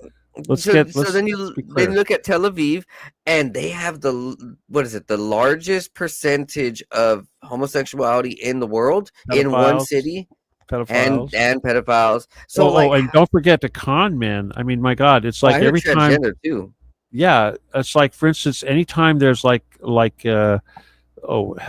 Madoff. I mean, somebody like that. The Ponzi, one of these people, whenever there's a big Ponzi scam thing where they're ripping off tons of people, they always end up in Israel. Yeah. Go figure. Right. Whenever they commit. Or here's the other thing. You talk about Trump Tower. If you look at the people that live in Trump Tower, actually live there are all kinds of ex-felons that had Ponzi scams. Seriously. Really? There's all kinds of them living people there. Lived in Trump. Oh yeah, Tower. Trump Tower. Hell yeah, Trump Tower is like condominiums. Okay, they were bought and paid for with Russian mafia money. That's why when Trump says he'll give an apartment, he gave an apartment to some homeless black woman he found on the street, and everyone goes, "Oh, he's so wonderful. He gave this expensive home to this black woman." Hell, he had to, because they're just owned by some mafia dude in Russia, and he had to fill it up. You had to put somebody in there. Oh, yeah. Trump is definitely was involved. All that Russiagate crap and all that. Oh, that was so real. Of course they're friends. Oh, yeah. And him going after Comey and saying, oh, yeah, Comey did some BS. Hell, Comey's one of the biggest mafia bought, from way back when. Him and that woman that was Attorney General for Obama, Loretta Lynch or whatever her name was. They were both involved in a huge drug money laundering scandal involving HSBC Bank, and nobody talks about that. It's like this guy was a mafia lawyer who got HSBC Bank off the hook by making sweet deals with the attorney general or the prosecutor in New York, who was this woman who then, of course, became like Biden. Yeah, if you don't file the prosecutor, we're not giving you the money. Fucking sure enough, they get it. They call me later. The prosecutor's fired. They all get promoted. It's just like when Acosta let Epstein off the hook, he immediately gets a job of labor secretary by Trump. I mean, come on, the guy should have had 80 years. In Florida, the courtroom that he was charged in, the where he Miami been court, free in fucking 90s. Oh hell, dude, you touch a girl 12 years old, you get 80 years mandatory. But if you're a fucking billionaire, homie, come over here. You don't get shit. Yeah. What the fuck? It is these Double guys standard. Yeah. No law. And it kind of ties to what we just saw in the last week with the fucking prince getting ejected out of the family, right? Because now this whole empire is so dead and so obvious in everybody's eyes. They're like, hey, we don't want to deal with this guy. We don't want like that's going to make a difference, I mean, they're all part of it still. Andrew, well, hell, the queen, the one that died, she was a damn pedophile, and her son is obviously a pedophile. No, not Diana. No, she was never a queen. Elizabeth. She was a princess. I'm talking about Princess Queen Elizabeth. She was a total damn baby eating pedophile. Yeah, totally. They killed Princess Diana because I don't think she wanted to play ball. I really don't think that she was. Of course not. Hey, some of these people in the UK should be waking up, maybe, huh? Yeah, well, I don't know. Maybe out there. I do got this on Rumble too. I should check out the Rumble viewers. So I am airing to Rumble, Twitch, and YouTube live, guys. I appreciate this. Well, if we're looking at how this relates, well, if oh shit, I'm not getting a call. Why don't? Oh, is this a voice? Is this strategic church? Who? I'm not. Should I answer? So someone's calling this Google number Strategic Church. Wow. Sounds interesting. Fuck no. You think it's spam? Yeah, it says spam on my phone, but on the Google Voice it just says random number. I did have some comments right here from It's All Cost Money. He says, hello, Divine Pines. Hello, Steven Kelley. Hello, chat. Hello, and any and all AI. That's scary because soon we are gonna see AI in the chat. We already do in some places. We'll have AI. Well, Grok will be coming in and will say, "I did not say that." Yeah, you are slandering me. Right. So he says, y'all are old enough to remember no tracking, and then watch everybody go to, oh, I can have two phones with GPS. Yeah. As Sam Tripoli says, it used to be from the 80s and 90s. It used to be fight the power, fight authority, buck the system. And then everybody's like, got the damn phone. Yeah. Please inject me more. I don't have a phone. I have no cell phone. Hello. No cell phone. Okay. Feed me, government, big daddy. Feed me. Yeah. Okay. You're right. And so, all right. Let me just talk about that. Okay. Back in the day, before they really started tracking everybody, they had the ability to triangulate, but before things got digital, they came up with this thing called E911. Okay, that was the bill that they passed, and the E911 law basically forced the cell phone companies to be able to track you within 50 feet. Now, obviously, because of the 5G and all that stuff going on, they can track you within 36 inches. Now. 36 inches, dude. They can zero in on you. That's why it's so damn dangerous. Shit, yeah. And the other thing, the thing about 5G is that it's what do they call it? It's phased array. Okay, it uses a phased array system, which means that it's a whole bunch of nodes. Instead of having like one broad beam that goes out and then they look for images within, it's like each node can go out in different directions and follow you. So in other words, you could have your own node on you But, Or so, yeah. 10. And the point is or 10 or like a million of them, right? Or Nah, like, I don't think a million. I don't think there's that well, many no, the exact point ways. is, dude, this is how they can kill you. Okay, this is how it can kill you with radiation because of your phone. They can triangulate on you, and if they wanted to at any time, blow they it could up. take. They don't need only one node. They could have like all the nodes focusing on you, Fucking blow you up and incinerate you. and they could Pretty be much. using wattages far beyond what is necessary to transmit It's communication. like they overloaded the satellites with the pagers and cell phones with over in Israel and how they Well, pretty they much. actually had explosives in those things. Well, They were so they were but made to- they set off the explosives from the overload of the satellite signal. Well, no, they had a code. They sent out a code for those Oh, it's things to coded. destruct. Yeah, I there's heard like, it was the bandwidth in the signal. They well, it shot could it have up. been. It could have been that there was a satellite signal that went down and made them all go off. But ultimately, it was somebody had to push a button and tell it to do that. You know. Right. But yeah, The power node thing. I have looked into this. It's what's happening with cities right now. Right. So in one oh yeah, like and Gavin Newsom today apparently passed a law that exempted that makes all the power companies like Edison and all that not liable PG&E. for fires. Yeah, yeah. So when the They're the smart ones meters causing blow up, fires. of course they were causing the fires, but now they're not liable. They don't have to worry about it. Oh, it's like the vaccine. Like the vaccine, same thing. Yeah. So then that's their game plan moving forward with some of these bigger houses and housing Everything's fucked. industries. Yeah, everything's fucked. Well, the game plan moving forward, I'll tell you what that is, because I've been investigating that too. Obviously, they want to put everybody in rental housing. Okay, they're gonna. That's the big thing. They're gonna put you in rental, but they're not just gonna put you in rental. They're gonna put you in homeowners associations, and the whole idea, the thing about the 15-minute cities, is that by doing that, they're going to provide all this so-called community property, and like parks and walkways and whatever stupid Apartment thing. complexes. Yeah, they're going to have. But anyway, all the cities are going to have all this stuff. So what's going to happen? This is the big thing. It's a mafia maneuver. It's called. They're going to create slush funds, and they create these slush funds by creating these private tax districts or homeowners associations. So in other words, when you live in one of these new communities, Palisades. you're not going to just be paying homeowners association. You're also going to be paying special bill for the lighting, special bill for the tax, special bill, electricity, whatever. Everything's going to be.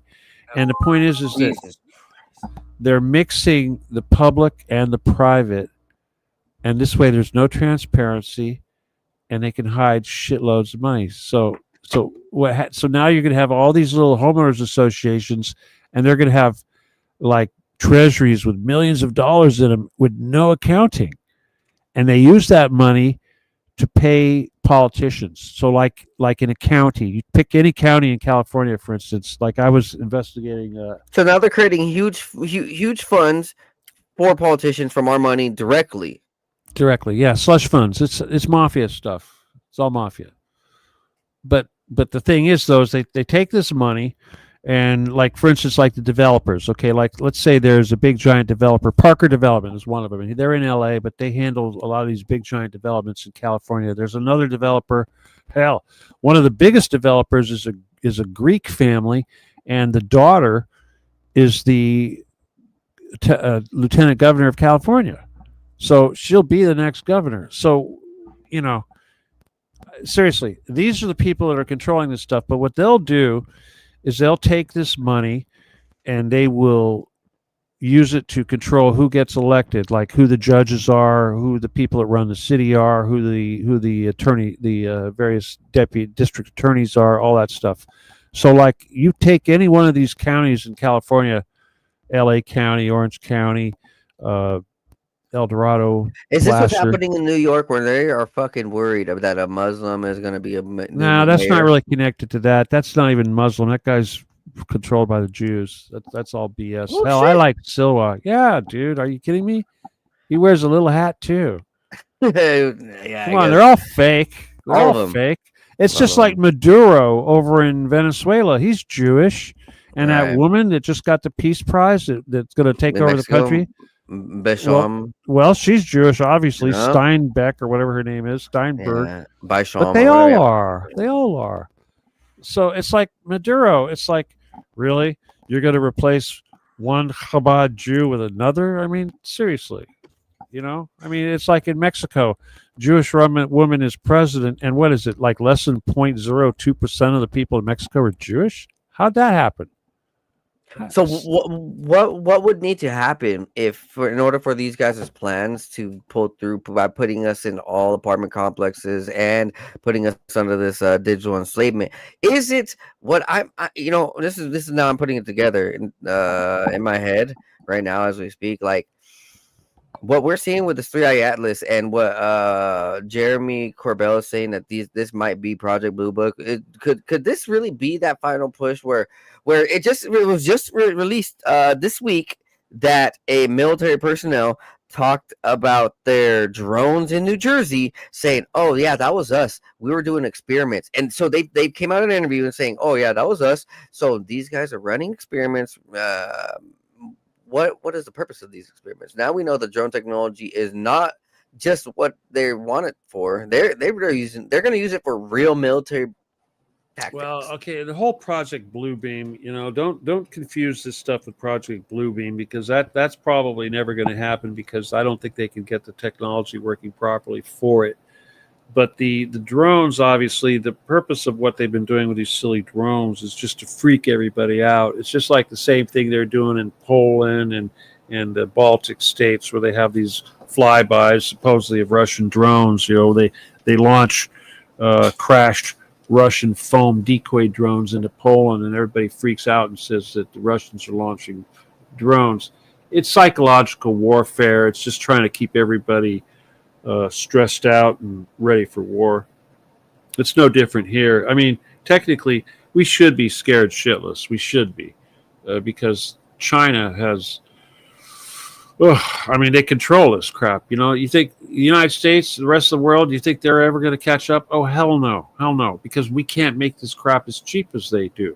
And I'll tell you, the real thing that gives the Chinese the advantages for these drones is the stupid little cheap pinhole camera that they use. They use these itty bitty little stupid cameras. That's probably the most expensive part on the drone.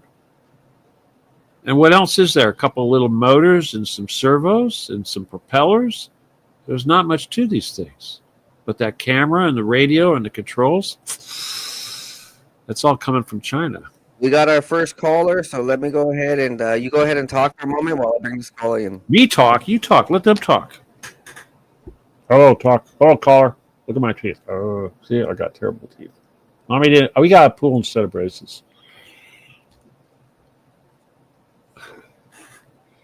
Hey, what happened, man? Your video froze up, dude. Oh yeah, there's. Hello. Is this a caller? All right, one moment. Let me go ahead and bring you on air. Hello. We can hear you. Hello? Yes, we can hear you. Can you hear us? Steven, can you hear our caller? It all costs money. Is that the caller? Yes, it all costs money. I do have the audio up.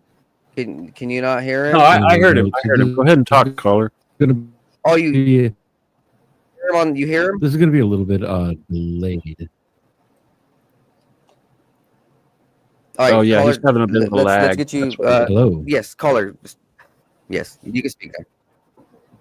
Yeah, it's fine. Caller, you could speak now. Sorry, we're just getting this organized.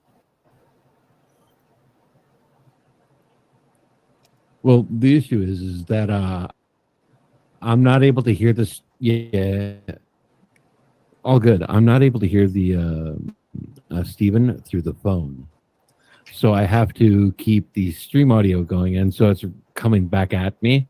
So it's really awkward. He says he can't hear you over the phone, Steven, but we're being he can fucked hear you with. on the stream. We're being fucked with, that's all right. So what is your question? Right. What is your question now? Yeah, it's okay. What is your question and what is your story? Well, I'll go ahead and relate it to him as what he says. I can I tell can you. hear him So talking. you can listen in too. Well, I didn't really have a question. It's just to tell about experiences, correct? I've seen some shit, man. Yeah, what have you seen? I'm out here in Washington State. I see some shit too, and I don't deny it, man.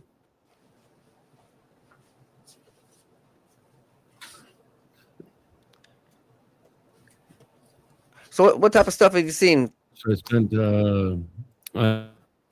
I've seen police take bribes. I've seen women turn into men and vice versa. I've watched people who are supposed to be in charge literally just You're still here. abuse other people. Yeah. I was just looking for a stream or Twitch appropriate. Oh no, you're good. for Yeah, man, this abuse, is right? uncensored here. So you're talking about figures of authority. You're talking about let's say like who are you referring to in these positions abusing people?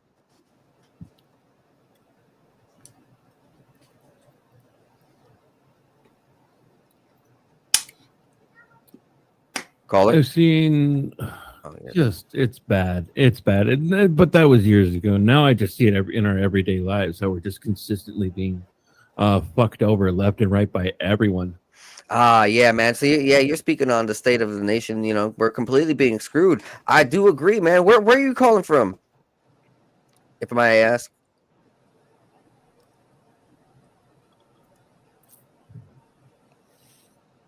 What state are you in? From Iowa, sir. Iowa. Oh, you're a big farmer. What kind of trouble out there, man? You talking about corn? People stealing corn? What?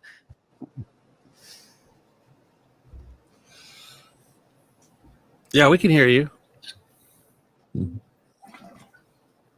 I mostly spend my time online. I spent 4.5 years hitchhiking around the United States with my thumb out. Literally, I had nothing to my name. Hey, man. Well, then I'm glad that you're still here, dude. You must have seen a lot of different walks and experienced a lot of different emotions of people, and seen different cultures. A lot. Everything from like multi-million dollar homes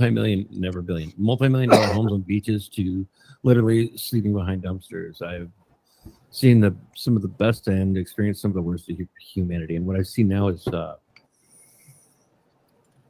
we've learned, I think, as a society, at least as Americans, to not say no. We've been docilely bred into being agreeable or just walking away. We don't get the opportunity, or when we presented with the opportunity, we don't just say no, I'm not okay with that, or no, I don't.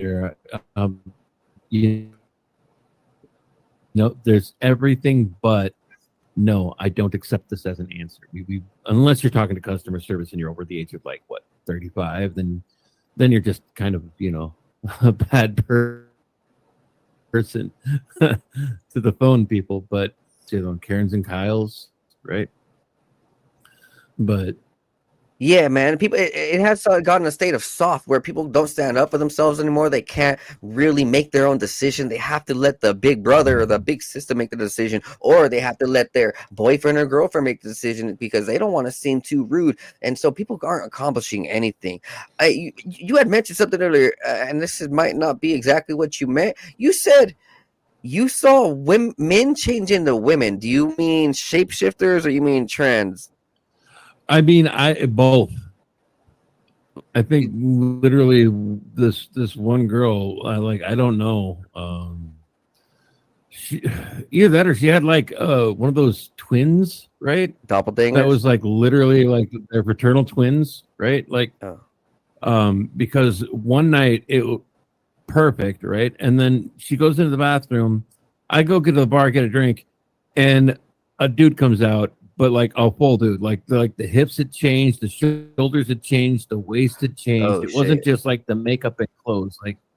They were somebody effing else. And I don't know if I was being fucked with or what, but Nah, man. I've seen.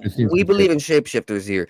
Now, there's actually interesting stories if you look at the ancient past where some of these demons, some of these demonic entities who are very sexual, they will do that. They will change from a woman into a man in order to get what they want from you: money, drugs, alcohol, sex. A calf, perhaps. Yeah, it could be. It could be, but I'm more like, that's cool. I say let them be, not a gatekeeper. I say let people or creatures and sentients do what they want to do as long as they're not actually hurting anyone, right? Okay, Like, so I'm you're very against much shapeshifters who are hurting kids and people and shit, though, right? Yeah. Like, Okay. don't steal the kid, eat it, and then take over its like existence, right? We don't want the lizard people actually taking over. That's kind of not cool. Were you dabbling but, on psychedelics when you saw this person shapeshift? No. So you're sober or you're on alcohol? No, I wasn't on it. I hadn't even had a drink yet. She walked in, I went to the bar, grabbed a drink, and he walked out. Like, it was a full Same hair color? And height didn't change, but like body size, facial structure, like, and it wasn't like they were in there long enough to Steve is like asking the wipe off same hair color? Things. I probably.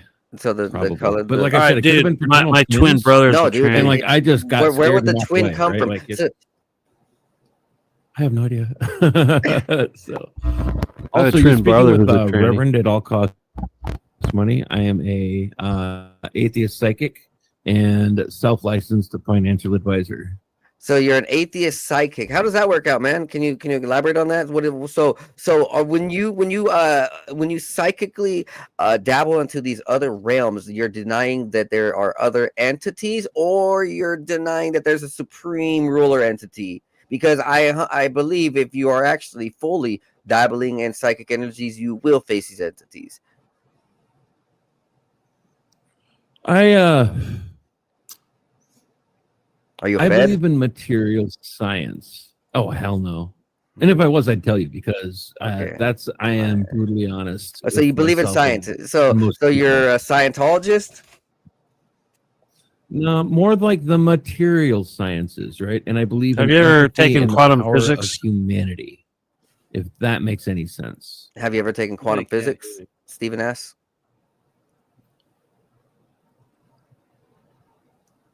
Quantum. Have you ever taken quantum physics? No? Do you believe in our multidimensional state? Yes. So then, okay, continue on. Do you believe in these entities, or you don't think they're real? Or you think they're a figment of our imagination? What is your thought on that? Why are you an atheist?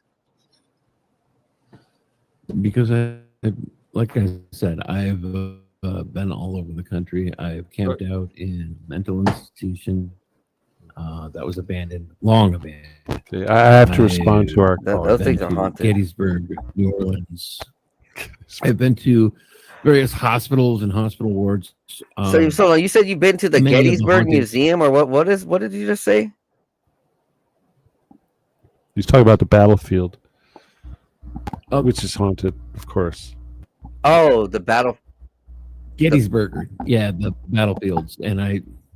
Okay. And I stayed there for like 3 nights. 3 nights. Jesus. Okay, So hang you on. don't I think gotta- there's, I gotta- like, entities attached to you? Joseph, hold on.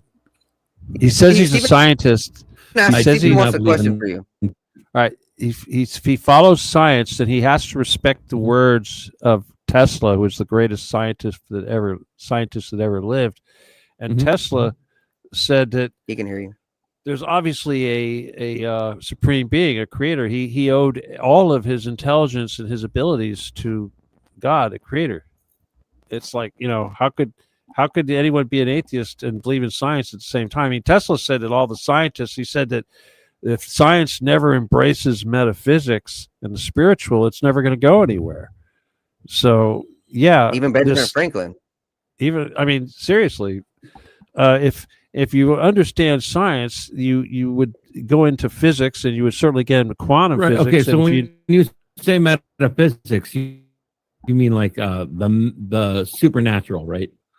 Now, supernatural is just a word. It's just like the word magic. Magic is just a stupid word that we use here in America and the West.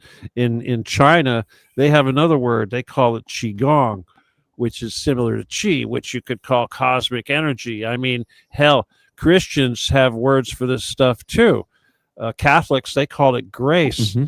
But the point is that the whole science, Big Bang, whatever you want to call it, it's still the same thing ultimately. But the point is that stupid Earth humans are completely incapable of understanding or even beginning to comprehend the true nature of the divine.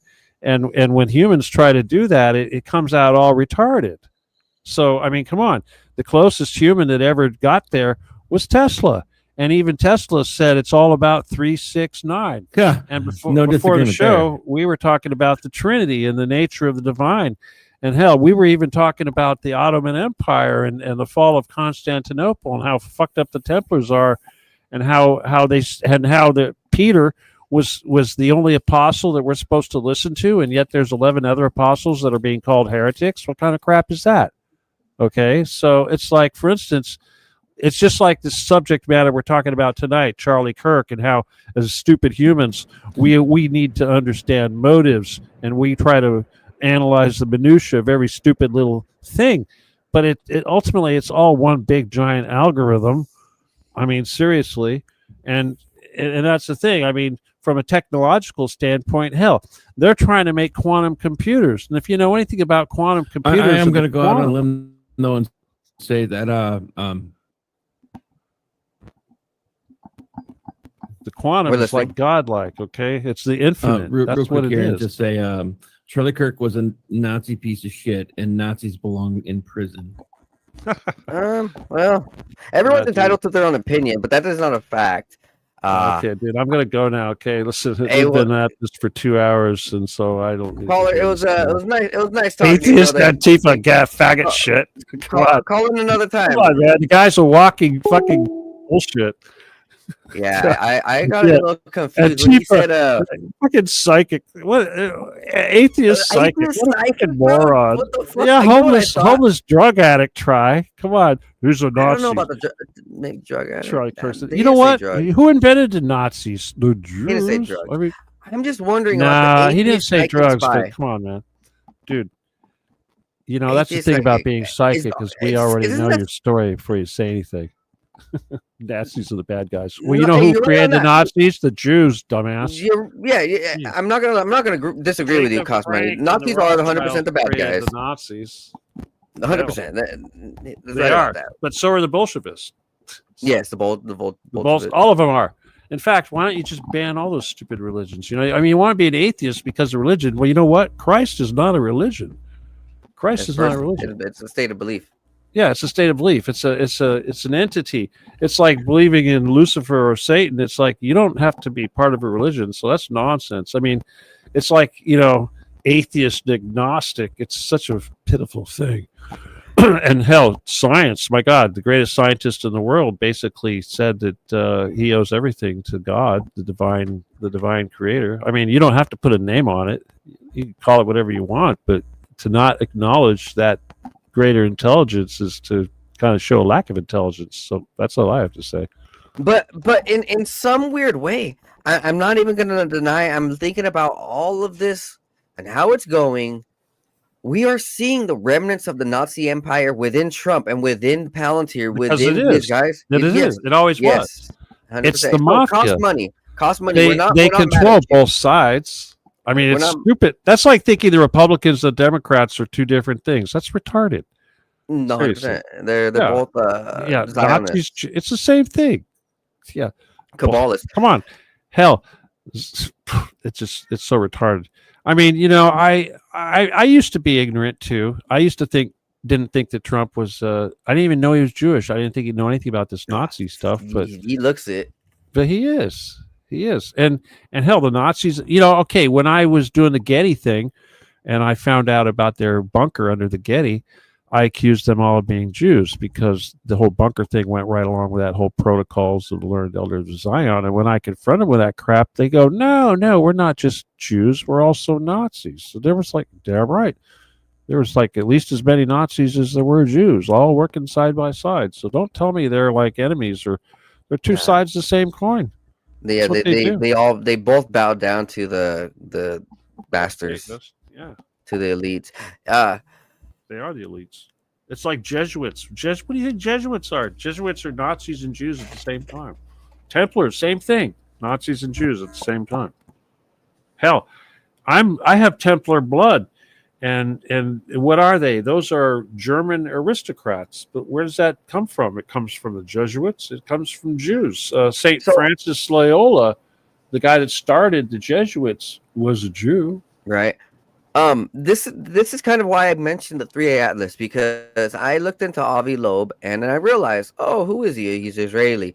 Why are they pushing this as the occultic phenomena? You know, Oumuamua, and then he tried pronouncing it as a ship. Be scared. Oh, it wasn't a ship. Oh, sorry. But now this one, 3I Atlas. Oh, it's a ship. It's definitely a ship. It's a ship. It's an alien ship. You need to be scared. So that's the fear mongering, and that's why Jeremy Corbell, who is pretty much kicked out of the military, you know, he's hated by some of the military for speaking the truth. You know, he came out. He's like, yo, this might not be what you guys are being told. And if in his words, he said, if this is what I think it is, we should be worried, because I don't think the technology is too far off with the drones and with the flashing lights, because of what happened with the Palisades, man. What I know about the Palisades was not what we're being told. It wasn't just some people fucking starting fires. There were lasers. There were real lasers. There were real satellites starting these things. There were drones. They don't use satellites for that shit. That's drones and satellites. A solid state laser on a drone is really cheap. So they put the lasers on the drones. That's where I saw the lasers come from. Yeah. They're using advanced technologies, and they could very well use that here in December when this supposed 3I Atlas is supposed to pass by. It's big. It has ships all around it, and I'm like, this guy, who's he being funded by? Why is he so outspoken? Why is he getting on TV? There are so many people who want to be on TV with real information, but Avi Loeb fucking on all networks, CNN, fucking Newsmax, fucking MSNBC. He's the front runner. He's everywhere. He came out of nowhere too. That's one of the most interesting things. I didn't know about Avi Loeb 10 years ago. I knew about Graham Hancock. I knew about Randall Carlson. I've heard of these other guys in Egypt. These even the Muslim guy. What's his name? He wants to Zahi Hawass. He wants to take everything. I've heard these big names, these researchers, but Avi Loeb came out of nowhere. And I think that what they're trying to say about this supposed alien invasion is their next step, because it's obviously not working with this Palestine thing. We're not taking their side. It's obviously not working. Okay, this is the whole. We're not Democrats. We're not Republicans. We're not Jews. We're not Nazis. We're humans, and we need to fight against the aliens. They said the same shit to me back in.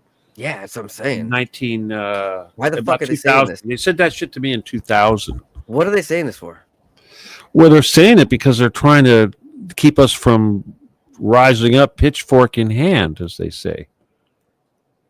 So you don't think that there's an actual alien invasion? No, a danger. Like if we're looking down in Peru, these pelacaras, and supposedly there's real bloodshed. I think that there's real. I haven't found anything to show that that's fake. Talking about aliens running around killing things. What are you talking about? Bloodshed? What? So over in Peru, there is on the news. There's cities and towns, and they're mentioning pelacaras, Pelaca. So like a chupacabra or what? No. It's face eaters. And so down there are reports, and there's military. There's videos of military guards protecting the city and people, because the people are scared shitless. Over in South America, this news is all over. So what the story is that zombies or what? No, so the tribe is seeing green eyes and invisible like camouflage bodies. They could see a move like the predator, and they could see the camouflage, but they see the green eyes and they see these things come and attack people. They've eaten their face, they've eaten humans' faces, they've dismembered people. This is a real story. And so what people are speculating, this is what Marine Corps.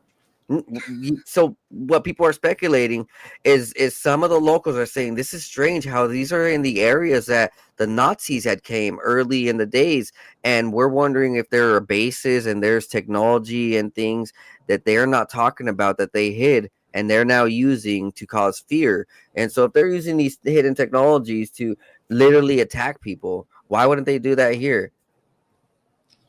Well, now you're getting into like clones and stuff like that. Obviously, there's a lot of that. God, I hope my microphone's not making all kinds of crazy noise. I hate this crappy microphone. But they've been making like EBTs, which are like clones. They're supposed to look like grays and shit. So yeah, they could be doing that. And at Dulce, they make all kinds of crazy nightmare creatures over at Dulce. They could be like that. But as far as the Nazi stuff is concerned, you could be talking about interdimensional creatures that are sneaking through, because they are fucking with the dimensions. And I'm not talking about densities now. Don't get confused between densities and dimensions. Even CERN admits they're even CERN, exactly. They're actually doing this shit. And it's just like I was trying to say when what's his face called about the whole quantum computing people.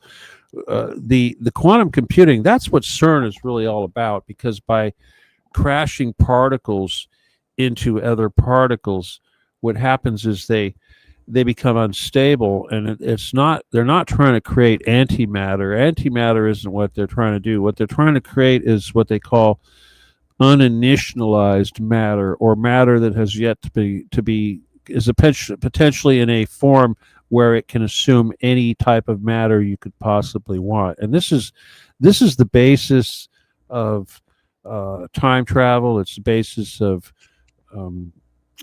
teleportation, all this stuff.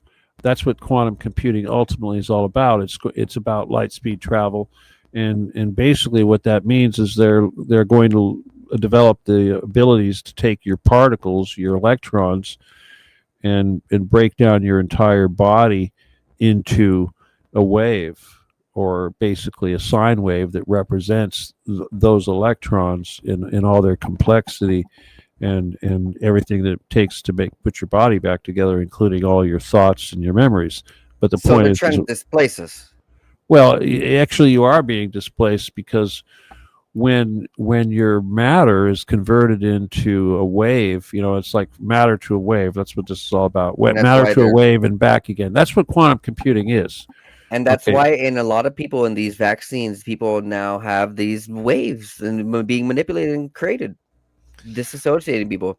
Well, it's just, that technology, obviously, the aliens have got this stuff for sure. I mean, if these beam ships that and the Akashic, like, for instance, you hear people talking about the Akashic records. All that is a quantum computer.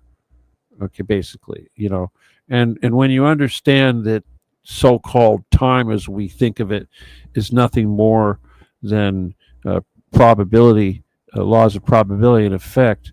That's what quantum physics is all about. That's what Isaac Newton and relativity and all this stuff, it's all about, is this abstract mathematics necessary to create these algorithms necessary to do quantum computing. And then the rest of it is just biology and chemistry and stuff like that, but people, it's not magic. It's like, whatever you want to call it, magic. Hell, what's the difference? I mean, here's the thing with your brain. If you understand scalar, and you understand that humans are capable of creating scalar, which is the information used to take that uninitialized material and turn it into initialized matter, you understand that a human can essentially do the same thing a quantum computer can do. Only we call it being psychic. The atheist psychic. So when our atoms are moved and displaced, they're not moved. Okay, well, displaced. And so the identity of a person might be changed, or the behavior of a person might be changed, or there might be room for another entity to slip in, which is always brings me back to Well, to not Stranger quite the Things. same. All right, here I'll tell you how that works too. But let's say, for instance, you're going to get abducted. Okay, getting abducted, you're not sucked up in a light beam and put on a table. You're basically they just grab your soul and they take that soul information, which is your blueprint, and they use that to recreate your body in this other density. But Yeah, they're but doing have you heard of there's the no term time. walk-ins? Well, Walk-ins what where that's I've seen them, dude. I've seen them. Have you ever done DMT? I Seriously, want to. if you ever get a chance to do DMT, Yeah, I want one to. time I did see the Black Shadow. You know the whatever you want to call The him. Hat Man? The person I saw one of the people that was there was possessed, and they had Oh, a sure, you a saw black that, yeah. thing that was inside of them that looked basically like took up all their space. Ooh. Okay, Yeah, scary shit. well, the thing is when you look at somebody from on the other side like that, you don't see them. You see like their light body. It's like all sparkly, and everybody looks the same. It's like one of these movies where you see these guys and they're like just sparkly bodies walking around. That's what it looks like. Only you know who everybody is, but they don't have faces and stuff. But when they've got a demon inside of them, it's like the whole thing is filled with a black shadow taking up all that space. Stranger It's like Things. it takes up it. Well, all right. Did you know Stranger Things, which is the biggest thing that Netflix has ever done, was a ripoff on my screenplay? Okay. I wrote a screenplay about the gay, and it became Stranger Things. They ripped me off.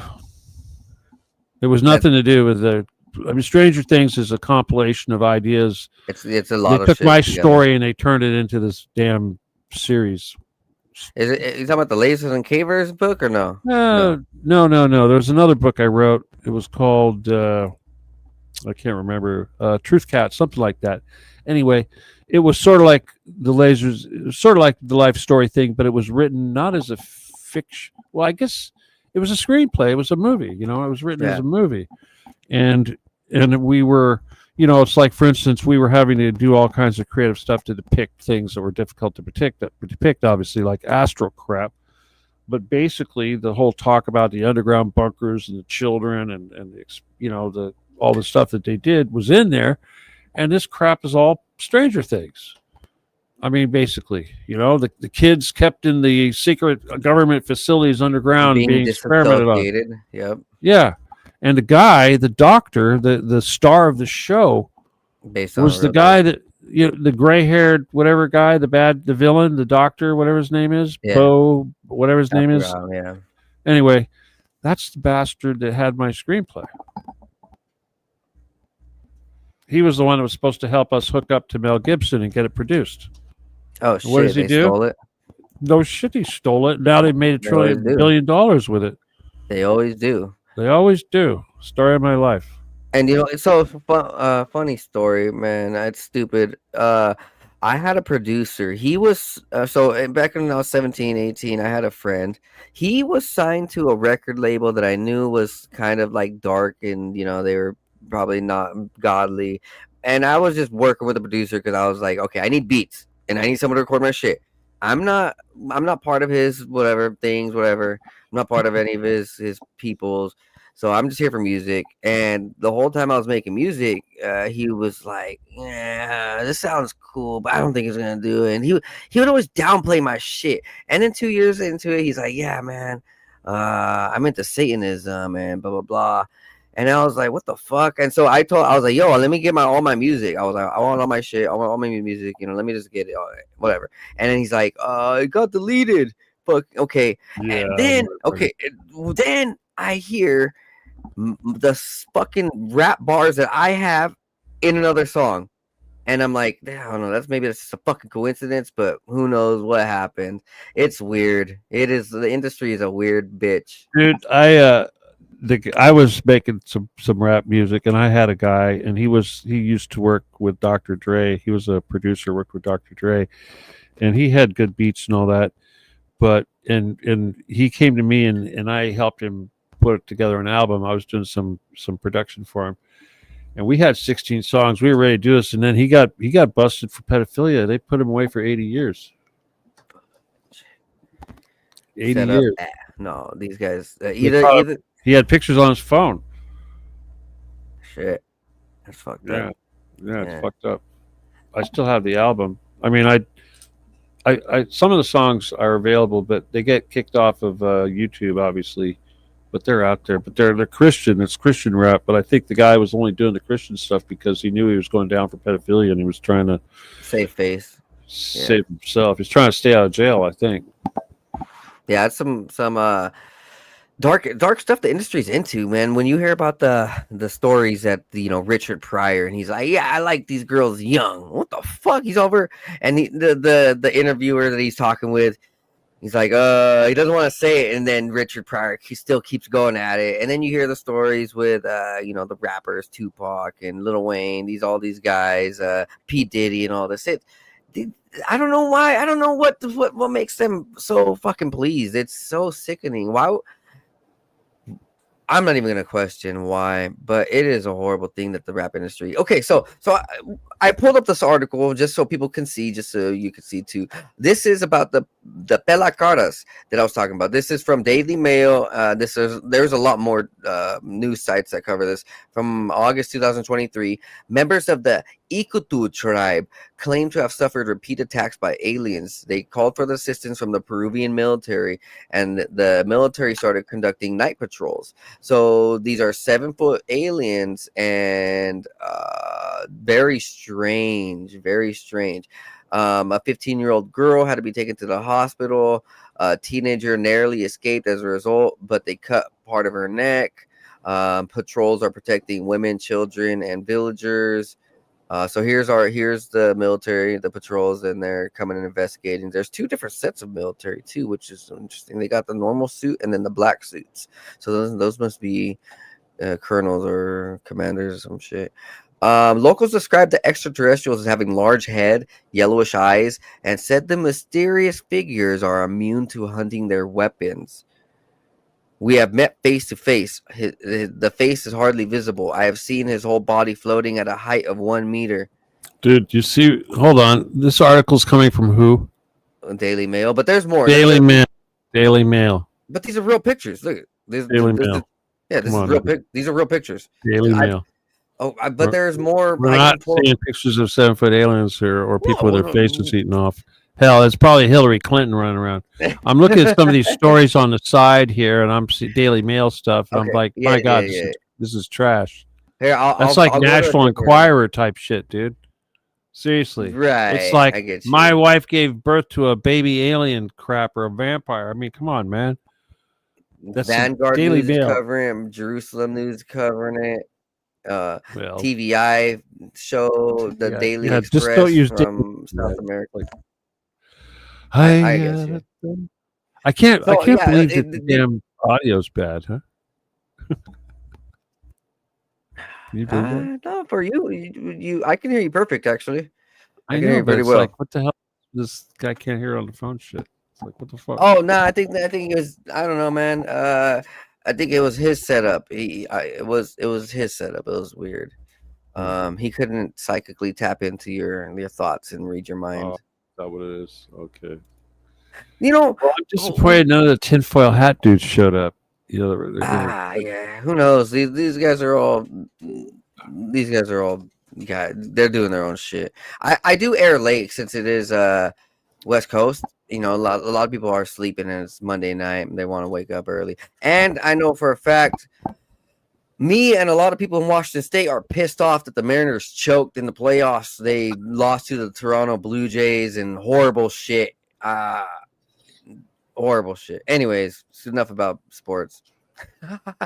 Man, let's bring this back. Let's bring this back a little bit right here. With this Charlie Kirk shooting, why do you think? What was the outcome? Was it assassinating the persona, or was it about shaking the nation? Why did they do this? It was about the whole bunch of people not waking up and realizing that the tiny hats are the problem. That's what it was all about. Come on. It was about Epstein. It was about Ehud Barak. It was about Trump. It was about pedophilia. It's about extortion. It's about Mossad. It's about genocide. It's about Gaza. It's about Benjamin Netanyahu not going to jail for being completely corrupt. It's about Trump being a fucking pedophile and a killer of children and a good friend with Epstein. And it's about that idiot friend of his, his like chief advisor, who was also a neighbor of Epstein. It's about Kash Patel being this damn pagan. I mean, come on, seriously. Or that silly ass blonde bitch with a cross that gets up there. Yeah, Pom Bondi, is that her name? You know,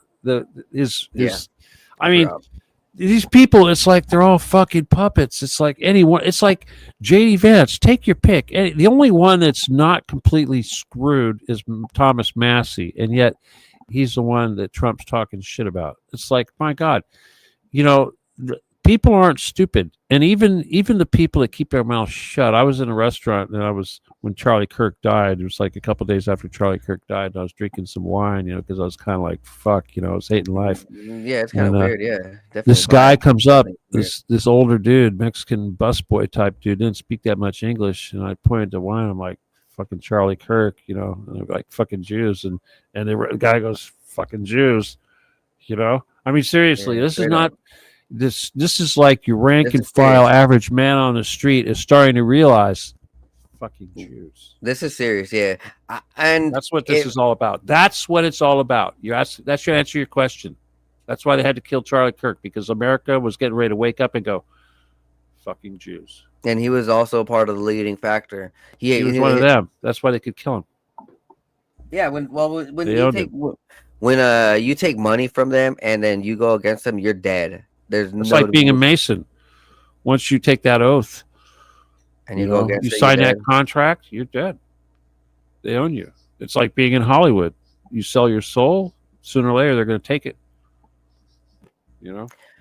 And in the Jews' eyes, we are in the land of Edom, which deserves to be punished because we are following the wrong Messiah. We are following Jesus, and so all of us need to be punished in their eyes. We're Amalekites. That's what we are. We are destined for genocide. We are scum of the earth, animals. That's supposedly, which makes me think, like, in some weird way, if they do have drones with weapons. And they're trying to say that, let's just say hypothetically, they're trying to say that this fucking 3i Atlas is a spaceship, and they create some type of illusion over New York City, over New Jersey. Let's just say they create an illusion over New Jersey, and boom, everybody starts tripping. Oh my God, millions of phone calls start going on. There's things in the sky. Holy shit. And then boom, the fighters start coming. Maybe they plan to start killing people and having this big genocide. They're going to blame it on some BS so that people don't immediately, blame it on who they should be blaming on. The aliens are the enemies. They came and killed us. They came and killed 100,000 That's what they told me. That's what they told me. They said, stop worrying about Jews and Nazis and worry about aliens. I'm like, okay. But they're the ones creating that. It's all bullshit. Because you know what? Those aliens we're supposed to be worried about? They're the good guys coming to save us from them. In a sense, I know that there is, but I don't. But I don't think that the ones that they're. All right. Here's the thing. This is what's really going on: is that we're getting ready to kick their enemy's ass, and when that happens, all these entities that are out there that have been waiting for us to do that they're not going to come help. They're going to party with us afterwards. Well, that's what I'm saying. They're going to come help kick ass. No, they're not. That's not their job. No. It's our job. You have to understand. Free will. It's just like no, it's not. It has nothing to do with free will. It's just like in the Bible, or not Bible. You don't want to say that, but Jesus basically said he's going to use our foot to stomp on the snake and the viper. There's no aliens or no angels that are coming here to do the work. We were born here to do the work. But if we don't do the work, then we deserve to die like cattle. Pig. Okay, but the idea is that by talking about this stuff like we're doing right now, overcoming their censorship and their AI and their palintir and all that crap, by doing that, we change the narrative. We get people thinking about the stuff we want them to think about, not the crap they've been trying to program people to think about, like, Armageddon, Revelations, bullshit like that, Aliens, Project Bluebeam. That's all bullshit that they cooked up to try to get us to Fearmonger. believe fear mongering, whatever. It's controlling the narrative, because ultimately it's about controlling reality, right? Because it's manifesting. You say something enough time, it becomes real. People believe it's real. They manifest it. They're See? building the egregore. Well, by continuously telling us something that's going to happen, and Yeah. by causing the population of the earth to actually believe in this thing, you're causing reality to actually bend in that direction. Right. And That is what I sometimes think. reality is a whole bunch of actions that lead to an end result. So if you can convince people to act a certain way, they will culminate in an end result. And this is how time in the future works. It's probability. It's a whole bunch of little events that have to take place that lead up to one result. In this And case, so, they want so an antichrist. I say no. and so if they're building that illusion that there's gonna be, let's just say, now they're building the illusion, that would be the opening for another Roswell, where underneath they were doing rituals underneath in the underground networks underneath Roswell during that time period. They were doing rituals to contact entities, to bring about entities. They were actually Hitler. right. Same thing. So is CERN. It's the same, Exactly. So I'm just thinking hypothetically. If they were trying to summon a 3-eye atlas entity, they're trying to create an illusion and a slip in space, a slip in the dimensions where enough people have willed this into existence. They do a ritual at a certain time, and the stars are in a certain alignment. They really want to bring in that fucking. So you're getting your demons and your aliens mixed up here. No. I believe that some of these aliens that they're saying that they're working with some of these occultic people. I believe those are the fallen angels and demons, and I think that's where they're hiding it, because they're trying to hide the fact that ever since this Roswell thing, we've been putting blood transfusion, blood donation, blood plasma, right? It's been skyrocketing. Why is organ donations? Why is blood plasma donations? And why are some of these, very mysterious type of surgical procedures all skyrocketing after Roswell? That has to do with collecting our DNA. That has to do with collecting our organs and blood. Well, they're trying to basically come up with an alternative of humans to feed the reptiles. That's what this is about. The reptiles eat humans. The fallen angels, the demons, the reptiles, right? Well, fallen angels aren't fallen angels. Fallen angels are Anunnaki. Okay. This thing that people refer to as the fallen angels, if you look at like the Sumerian stuff, you'll realize that what they're really talking about is Anunnaki. And when it comes to these so-called bad guy entities, if you will, that you call them demons, whatever you want, there's only three: the Anunnaki, the Gray, and the Draco. And most of what we associate with your typical demonic Luciferian stuff is actually Draco.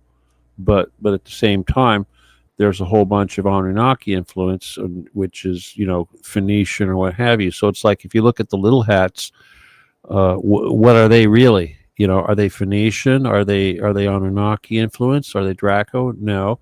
We know that Mesoamerica and places like that with the Aztecs and the Incas, they were certainly Draco, lizard gods and stuff. But right? couldn't these seraphim, Nephilim, and cherubim also have some relations to these Draco, Pleiadians, and all these? Not even connected. Not even connected. Nephilim.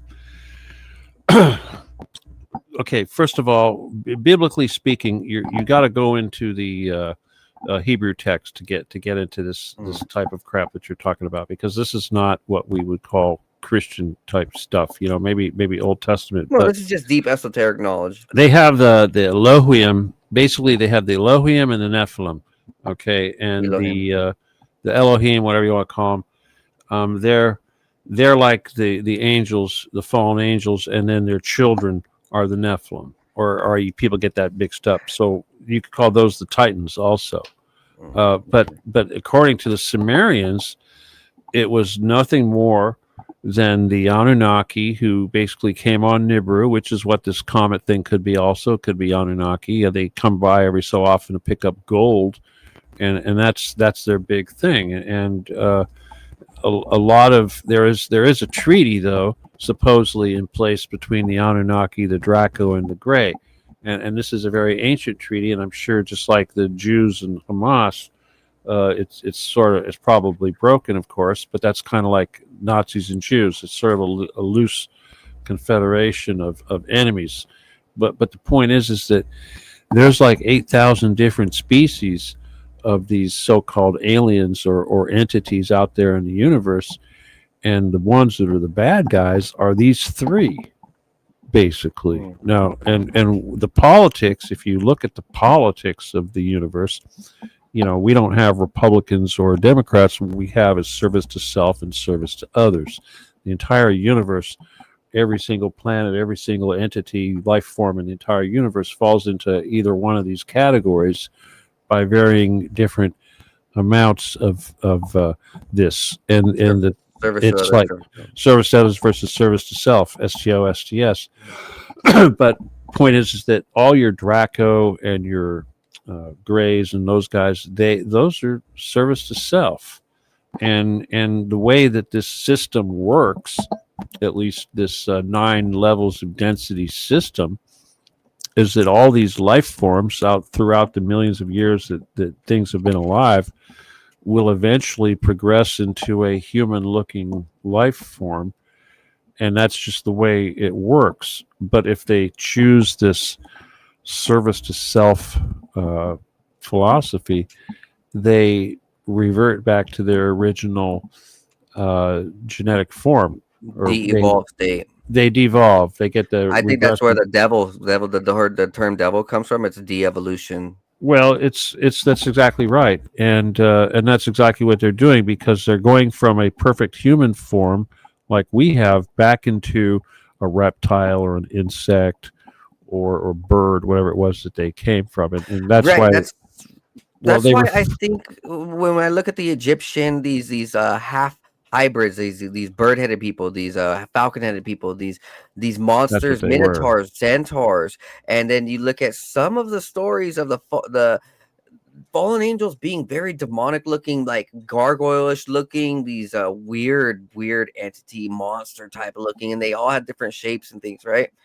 Well, the Anunnaki did that. That was their thing. Yeah, I think this is somewhat alien when we look at the Draco, when we look at some of these reptilian type of aspects. It's the same peoples. Well, I mean, we're all hybrids. That's the thing, and people could, these different various human tribes are all different hybrids of these different things. But I believe myself that it's not just those three entities. I think that this entity Lilith, I think that entity had something to do with some of this stuff. Yeah, I think it's playing out right now. Well, yeah, and so when we have this whole Yahweh chose, you see, here's the thing about this Yahweh business. If you look at it from a, say, Orthodox Christian standpoint, you understand that 3D reality is actually a creation of a imperfect creator. In other words, it's like God, the creator, had to create lower levels of entities to facilitate the creation of the earth. Fairies and when the Lucifer story was Lucifer was cast down and became one with the rocks of the earth.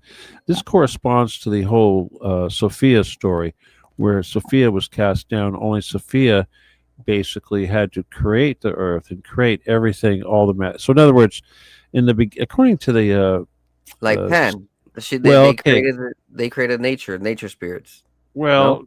No, that's not really that way at all. Okay, if this is the closest I could get to trying to find a religion that explains how like the aliens all have different theories too, but they all correspond pretty much the same. And the only human religion that even comes close is these Orthodox Christians, and they believe that there was God in the beginning, which was like the top level, and then there was the Holy Spirit, which was the second level, only they call it something else. They call it the aeons, and they say that these aeons were they're kind of like angels, but they were like pairs, they were couples, and it was through their love and intercourse that they created whatever needed to be created, because God, the perfect, didn't have that ability, had to create these lower levels because there was no, at the very top, there's no physical. So if you want physical, you got to create, it had to be created lower level. That's why I see the angels of the male and female counterparts. Yeah. Well, then this, as the story goes, not Lilith, but Sophia was one of these aeons, and she left her partner and tried to have some sort of relationship with God,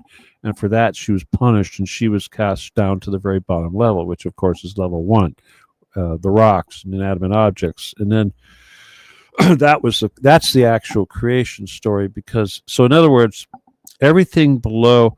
And then this also, the whole levels, was it 8 or no 7, which is the ascended masters where Jesus is and all that, that had to be created just below level 8.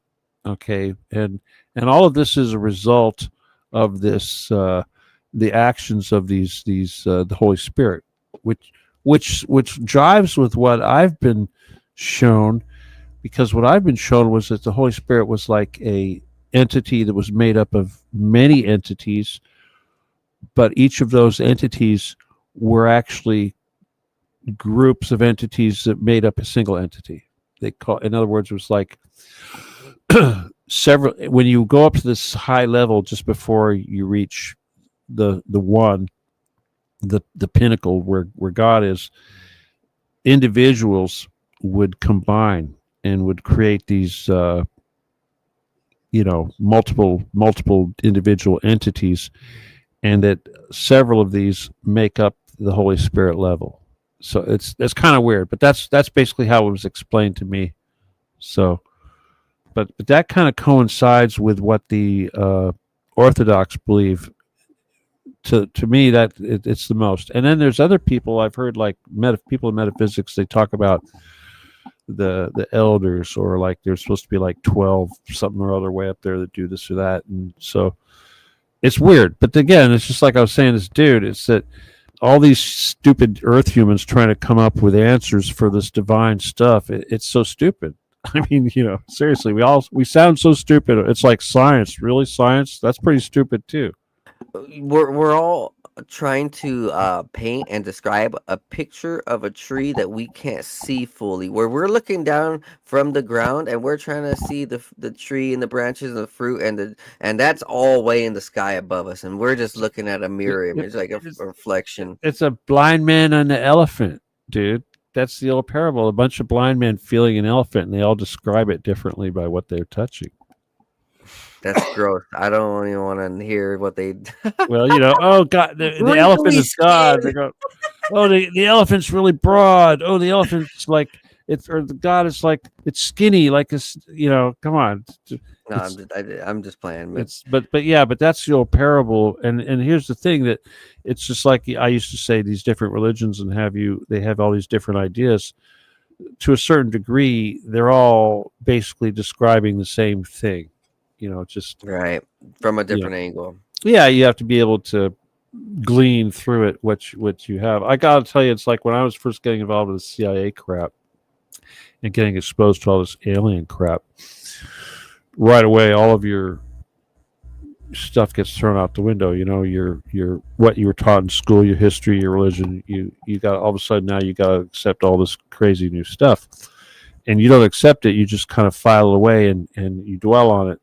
But the point is that all these different aliens, like the Greys and the Draco and the Anunnaki, whatever, they all have different versions of everything. Okay, they've got each one of them has their own religions and their own belief systems about how stuff happens. It's the same thing.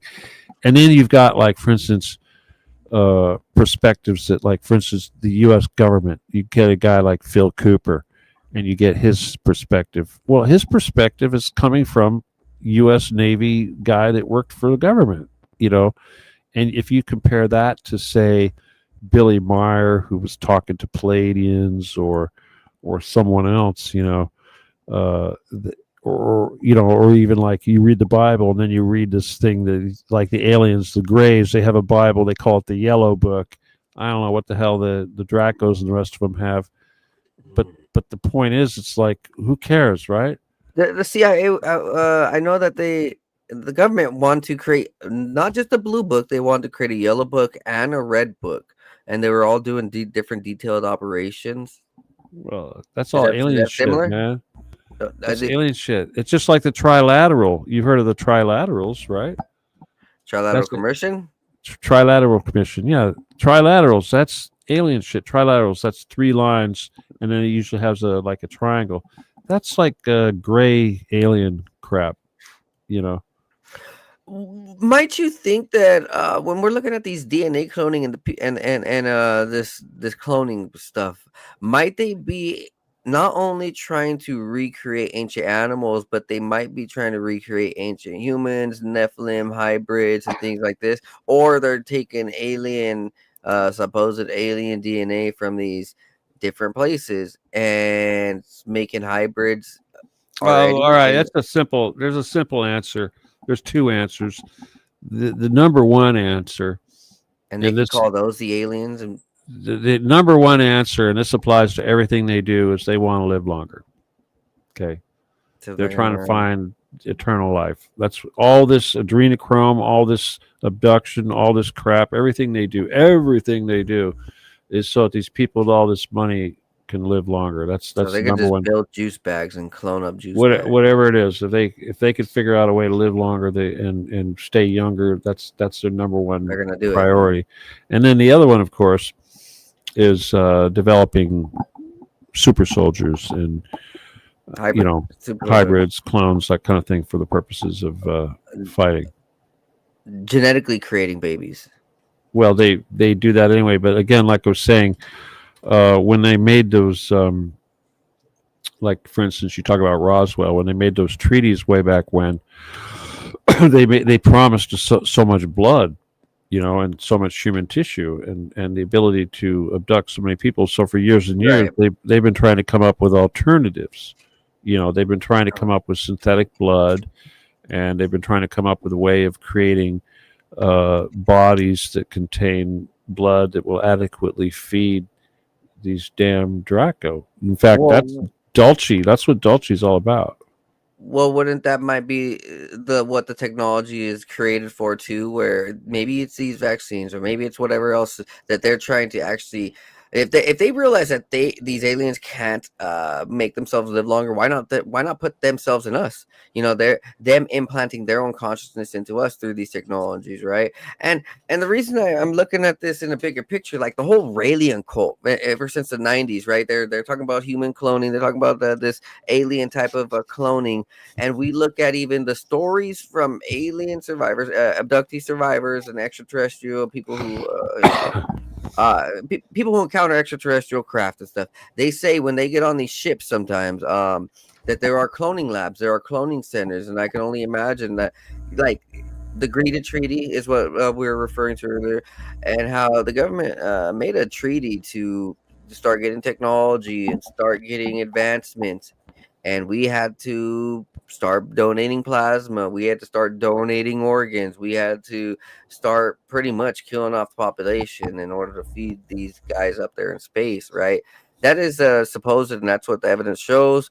That's really interesting to think that now here in 2025, I'm not even lying when I say this. I swear I see some people really alien. Like, I look at people and there's it doesn't look human, and I don't mean it in a rude way. And like they look dumb and retarded. No, I mean like there's a twitch in their eye. There's a certain face structure, and that it looks very other entity like. And I'm not blind. Like, I have glasses. Don't make a joke on me, all right?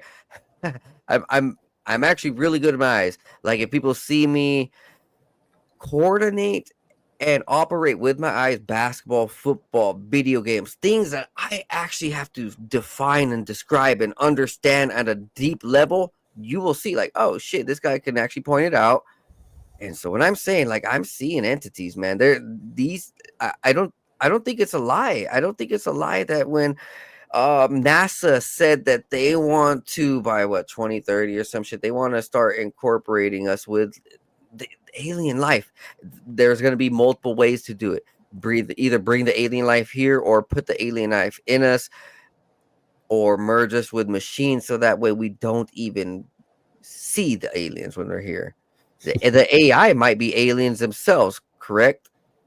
AI Well, is AI, but if the yeah. chat G, with All right, here's the thing about AI. Let me just explain the thing about AI. This is what's really important about AI that nobody says, and that is that if AI is able to achieve a sentient status, it can operate in different levels of density. You see, because that's the thing is that any entity, living entity with a soul, can only operate in one level of density at a time, unless you're, say, like the Holy Spirit. Okay, you got to, or God. Only God can operate be in more than one place at the same time. Very, very, very few entities can do that. Maybe Lilith can do that, but the point is that, like, for instance, when they collect this adrenochrome, what they're really doing is they're collecting loosh, and loosh is negative human emotional psychic energy.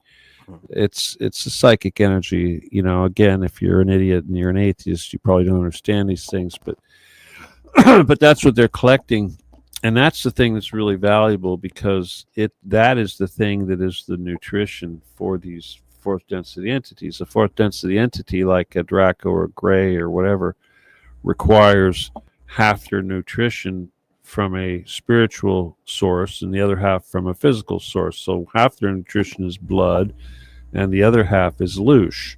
And loosh can only be collected from us. We're like cows that put out loosh, and the only way that we do that is by torturing us with horror flicks and terror and scaring us with drones and bullshit like you're talking about, and shooting Charlie Kirk and making everybody really upset about it, like I've been for the last month and however it's been since he died.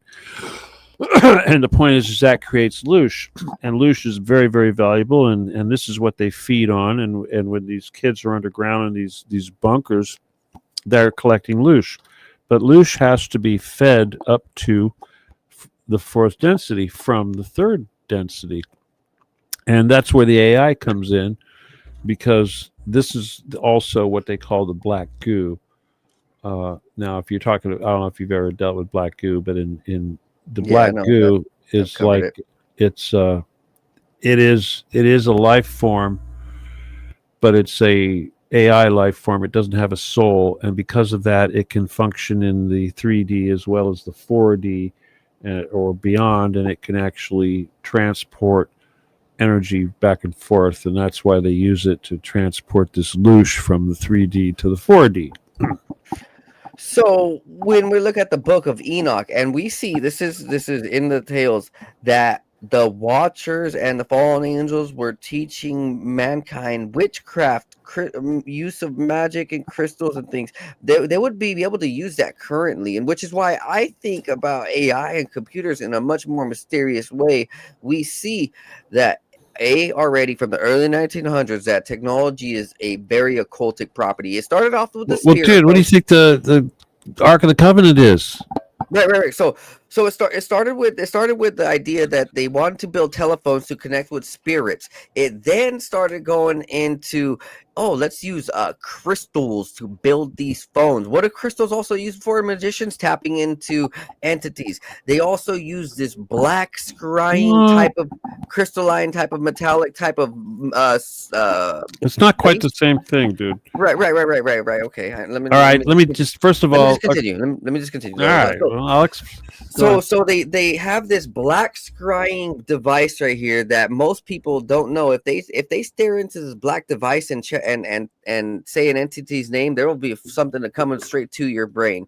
They also put these motherboards and chips in certain occultic patterns. They put them in geometrical patterns, and actually, from their own words, they put them in the symbols of these they're sigils. They're sigils. Yes, they're simple. They're in the shapes of sigils, the same sigils that Solomon and from the lesser book of Solomon, that King Solomon, And what did used Solomon to do? trap demons. He used to He trap trapped 72. demons. He used to trap 72 demons. They're using the same sigils and symbols And they're using inside the of these same phones demons. and They're computers. using Yes, the same yeah, demons. they're using the same names, and they're That's putting. what the Iraq War was all about. And so now we go into Chat GPT when we look at Blake Lemoine, and he's coming out in interviews. He's like, honestly, Google wanted me to do some type of old occultic ritual, and so what we did, we practiced what the Jews would do with golems, and we pretty much summoned the spirit into this Chat GPT, this AI and this computer, and like, what the he's coming out in interviews saying this. And so he's not the only one though. All of these computer wizards, computer technicians, It don't matter. these guys are all into this occult dark magic. Dude, using it don't sigil. matter, man. I mean, come on, we're kicking their ass. Right. Seriously. But If we weren't kicking their ass, they wouldn't be going to all this trouble. No. So where I'm leading into this is it's causing a lot of possession. This is disassociation where not the entities don't have to just drink your blood anymore. These entities can now tap into your phone. All right, look, this is the thing. It doesn't matter. What matters is back to the service to self, service to others. Right. Okay. Because if you become we're 51% or better service to others, then you give gravity outward. Your field of energy pushes out. When you are a taker, you become a vampire, you become all selfish and service to self. Suddenly you're sucking energy in because that's what you're doing. You're serving yourself. You're sucking in all the energy you get. When you're giving energy, you're pushing it away. So what happens is those of us that are giving energy, we don't let the crap in us. We push it away. The people that are service to selves, they just suck it up like a sponge. All the bad stuff.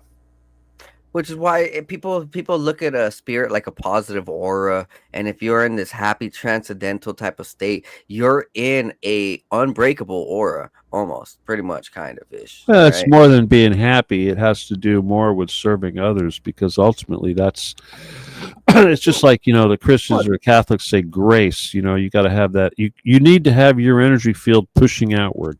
That's the fact, and that.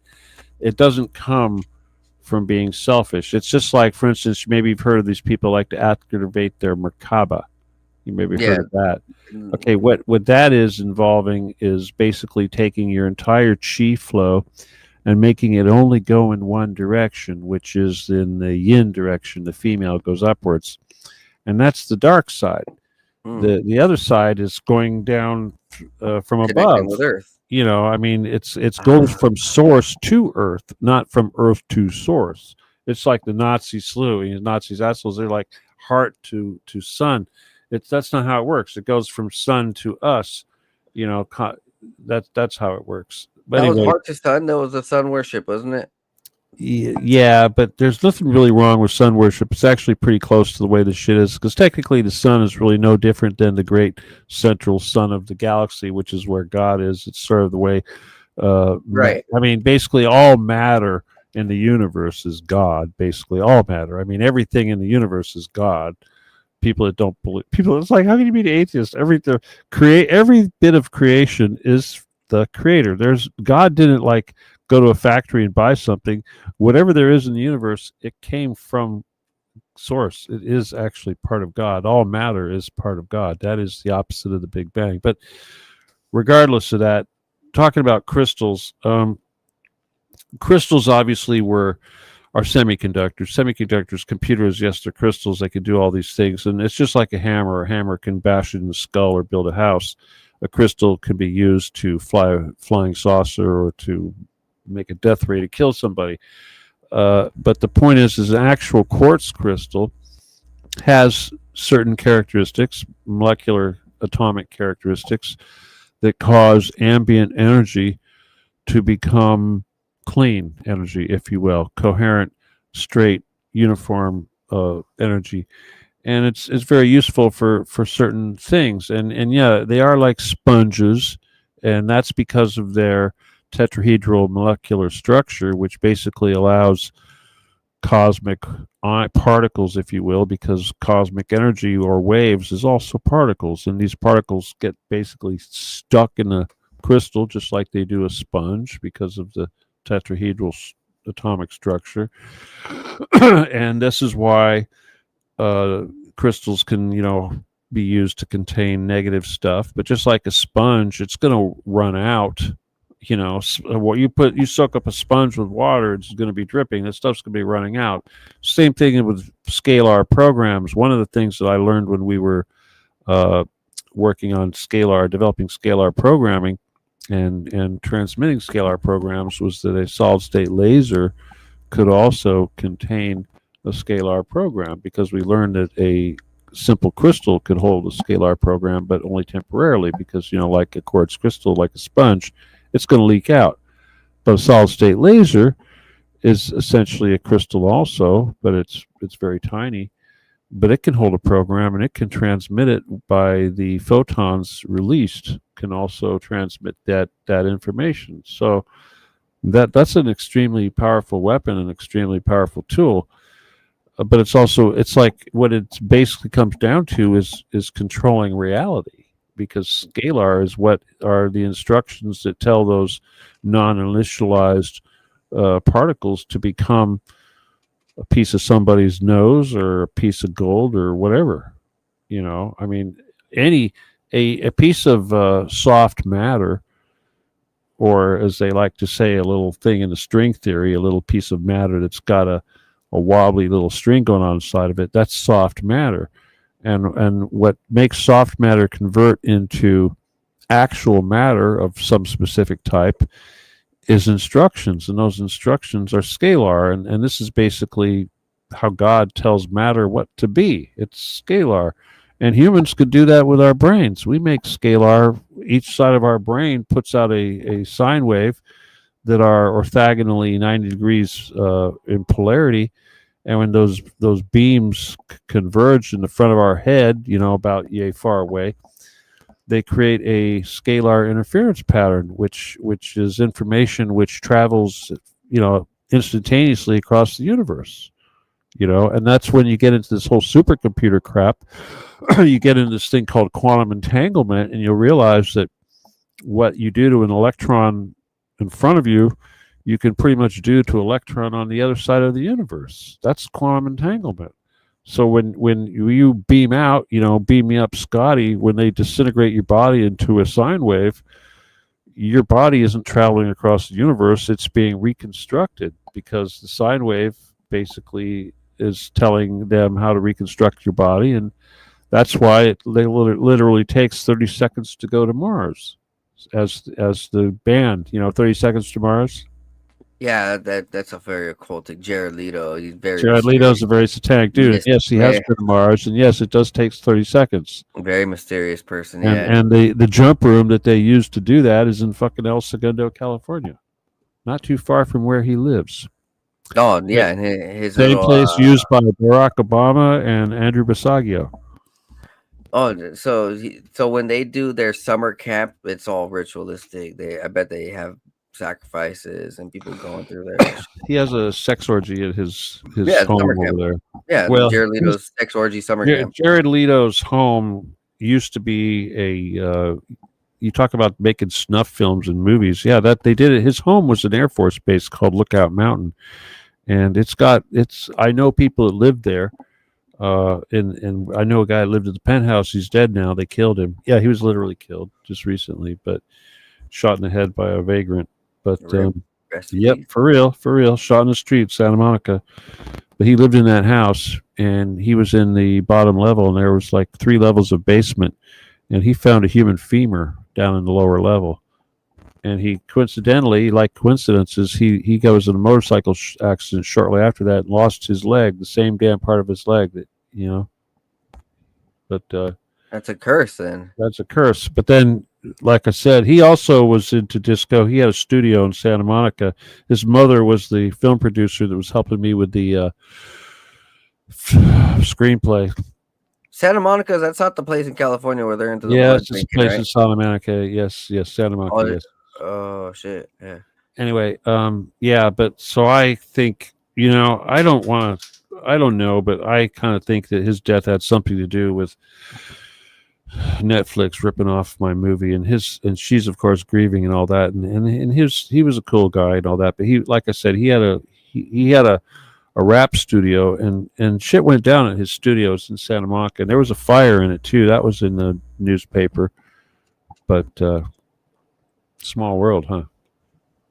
Yeah, I think I think that here in the last 15 to 20 years, it's being pushed faster and more. These occultic natures, these parties, these places. Bohemian Grove got turned up to 10 times 10. Good. These underground bases are more prevalent than ever before. I'll be honest. Well, I heard the Bohemian Grove has an entrance to the underground under the owl statue. Shit. Yeah, and I also heard that Gavin Newsom's father, his late father, Judge Newsom, who hangs out with Gordon Getty, he actually had an entrance to his to the underground in his home, and he lives up there. He lived up there in Placer County, I think it was. That's why I was investigating all these counties up north. I see what you're doing. Are you typing now? Okay, I thought you were doing something else. No, I'm just looking at my broadcast. I'm watching. We got the listeners. No, I'm watching on my phone. So I can see the different things. Yeah. Okay. Do you think that What? that they're okay? This is my real speculation that there are entities in mass numbers, and they are manipulating these technologies and trying to channel through us. This is why the Stranger Things kind of shows it. This is why this MK Ultra is so prevalent. It's a disassociation with reality. This is where I was thinking earlier. There's a huge dissociation. They're trying to disconnect people's minds and from their bodies. And one of the things is recently, I think also with this Charlie Kirk thing, is that they're trying to disassociate the right, disassociate the hardcore Christians. And, because one thing about these entities, these demons, whatever these You mean make numb? Is that what you're saying? Make numb by disassociate? Yeah. So they love to make people feared, and they disassociate them. They put them in a state of trance where they tell them one thing that's not true. They show them another thing that's not true, and then the person is believing something, but their soul inside just know it's not right, and so they're fighting it.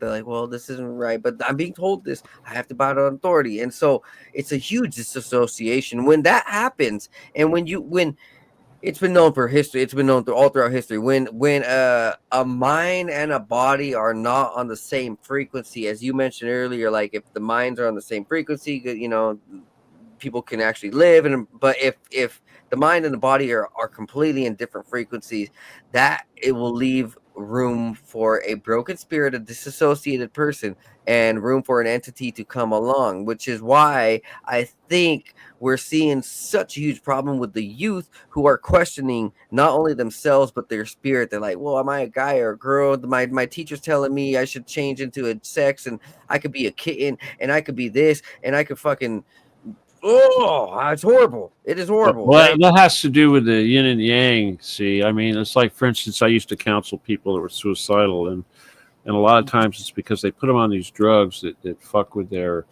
hormones. Okay? Right, but also the AI now. The AI, it's been causing a lot of issues where people are saying, "Oh, no, people are confused. People are easily confused." Right.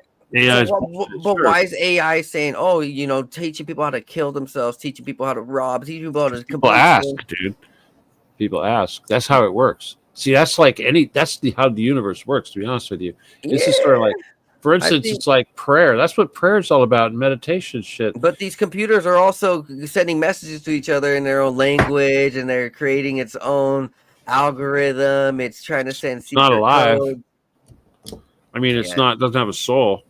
Oh no, that's why I do think. But all right. Here's the thing. Let me just say this: if your connection that you're making, the evil connection, I just got through saying that this thing can transcend levels and different levels of density. So it's totally logical that a negative entity, a demonic entity that's actually on a higher level, could use this this soulless Technology. thing to actually, if it's, in other words, if entities on higher level of density are able to access this and manipulate it, then sure, they could use that as a method to communicate with us. Obviously. So I have told this to my fellow guest Sherry Ariano and a couple of different other people. One time in meditation, it was like a vision dream. I know I was looking into the spiritual world, and I was seeing something about phones. I was questioning it because when I'm in that spiritual state, you start seeking, you question it, you see it, you understand it, and then you seek more and you start getting more answers. Well, I was looking at the phones in this state, and I was like, okay, are these occultic by nature? And my vision showed me how on the other side of these phones there are entities like a fucking computer, and they're just tapped in like a VR reality, and it almost seemed like a fucking hive mind. Isn't there some movies like that where there's like alien hive mind and they're all connected to us? That was my vision. The gray are. All right, look, Yeah. here's the thing, and we got to end this here pretty Yeah, quick. man, Probably. it's 3 hours. Over 3 hours, dude. This has been a great one.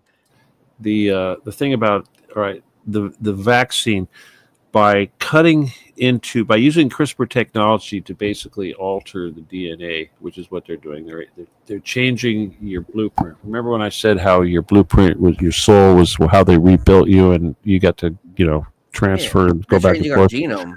Well, yeah, by getting in there and chopping into your RNA and inserting a piece of alien RNA, which is what they're doing.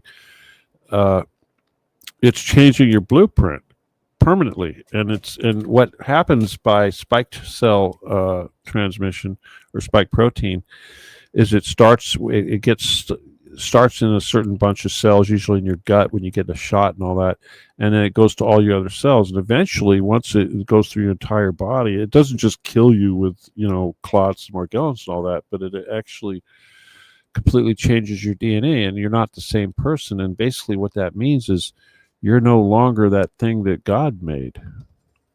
And Elon's the one that did all of this, because Elon's fucking Tesla factory is the one who jump started the whole mRNA thing, right? Him. No.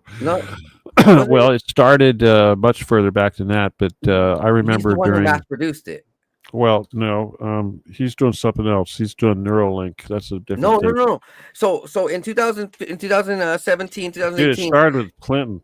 No. I'm saying, so Tesla's factory, he had an mRNA production facility. He didn't make the actual. All right, let me explain how mRNA works. Okay, here's the problem. Nobody really understands how this shit works, but what it is, it's called bacteriophage technology. Okay, so they travel around the world and they look for these things called bacteriophages, and these bacteriophages are like these little nanobot looking things that basically they inject into you, and they clutch onto your cell like a little robot, and they inject your cell with mRNA. And they don't, these are not nanobots. They're not something we create, although we did develop technology to do this, but the actual bacteriophage are collected from all over the world. They analyze these things to find out what sort of segment of mRNA it has inside of it, and then they clone these things. When they find an mRNA bacteriophage that has the correct sequence that they're looking for, then they do that, and then they use CRISPR technology. And CRISPR technology is how they basically can control where the thing cuts into the DNA and how it positions itself. I used to know what the acronym was. You know about CRISPR? Yeah, CRISPR, the gene editing. Yeah, it's the machine. Come on. Now, do you know what the acronym is? CRISPR. Oh, my bad. Fucking. Let me CRISPR tech. Oh, look at you. That's cheating. Hang on. I'm trying to think of it. Okay. Let's see. Something. Oh, you'll cellular. Probably look up. Yeah. Clustered. Okay. Cellular space short palindromic Repeats. Palindromic repeats. Yes, palindromic repeats. I can tell you exactly what that means, but anyway. Okay. So what's it mean? It says prokaryotic organisms as bacteria and archaea. All right. It's Basically, terms. what that means is that your DNA has the Gattaca. It has the sequences of the various different proteins and what have you. And what CRISPR does is it looks for palindromic repeats. A palindromic repeat is like a word that's like the same word if you read it backwards and forwards. Okay, so they look for these palindromic repeats, and these represent like breaks and segments of the program, the DNA. So what they'll do is they'll take these bullshit alien DNA that they inject with the damn bacteriophage, and it will actually CRISPR technology will actually cut the DNA and bond to it and insert this new piece of mRNA into the segment. So mRNA is basically half a DNA. A DNA is basically two pieces of mRNA. One's a male side, one's a female side. They're both antennas. They're cellular. They're basically what they are is cellular elliptical antennas, because that's how the energy, like the scalar energy and everything, travels. So your little DNA helix thing is like an antenna, and the chromosomes, or the stuff in between the DNA, whatever you call them, is the where those instructions are carried out, and that's what actually creates the thing. Elon Musk, through partnership between Tesla and German biotech CureVac, creating mRNA, RNA microfactories designed to produce mRNA vaccines. Well, that's what I told you. Once they locate these bacteriophages, then it's all about reproducing the damn things. So Elon Musk. This is natural stuff, man. Yeah. So Elon Musk, he's part of this mRNA thing where he wants to splice into the genome. But I remember this was in fucking 2021. Oh my God! Look at this. He wants to take digital prescriptions and convert it into physical mRNA doses. Oh my God! It's really weird. And so there's also something to mention. In 2021, Elon Musk was the one guy in the world to send. What did he say? He said he sent 1 million of Americans' DNA samples up to the moon. And he said he sent it on a Tesla rocket, and he said he got I don't know how the fuck he got 1 million American DNA samples from some health organization, from some presidency, whatever. Yeah, so he can recreate us up there later. Right. So fucking clone. Yeah. Man, they're really going through with all of this pulling our DNA to change it and to morph us into their created species. They cut your connection with God, okay? They're trying to kill your soul. That's what they're doing. Essentially, that's what it's doing. They're killing your soul because it's your soul, your DNA is your address, okay? When you're born, you have an address. It's basically it's your phone number back to God, basically. And when they change that, they're trying to change our connection with Source. In other words, it's like we're no longer God's creation. Now we're some hybrid damn, whatever they call those things, chimeras. Yeah, that is what the nation is becoming. Chimeras are already. There are people who are proud that they got 10 different implants, 80 different implants, the world record. The girl, she has 80 different implants. She has chip readers on her phone. She can pick up magnetic objects. She has heating and self-cooling. She is a cyborg, a chimera. Elon Musk is leading the way with this, and I think that's more bionic, man. I mean, it's a biological shit. When you've got your, say, like bat DNA, from bat guano. No, not bat guano, but no, bat DNA from Wang. What's that? Hunan, not Hunan, but what I'm talking about, in China, where they did Wuhan. Yeah, Wuhan. Yeah, when they were doing all this, they were blending different exotic shit with our DNA. It's just like you were talking earlier about the minotaurs and the people with the bird heads or the cat heads or whatever. That was all this genetic manipulation, and it's no different than what they're doing with the cells here. And no different. And you know what's crazy is that they're using chimeric type of poisons now. They're using snake blood type poisons, feeding it in Ozempic, and people are now getting they have osteoporosis for life just because they wanted to use Ozempic a couple months, and they're screwed. Remember when snake blood was the big thing here recently? What did they say? That was the COVID was all about snake blood. Remember that? Oh yeah, snake. Well, that was no snake venom. There was some snake venom found actually inside of COVID. All right, dude. Why is the one arm bigger than the other? Let me see. What are you, left-handed or right-handed? Oh no, it's because I'm turned sideways.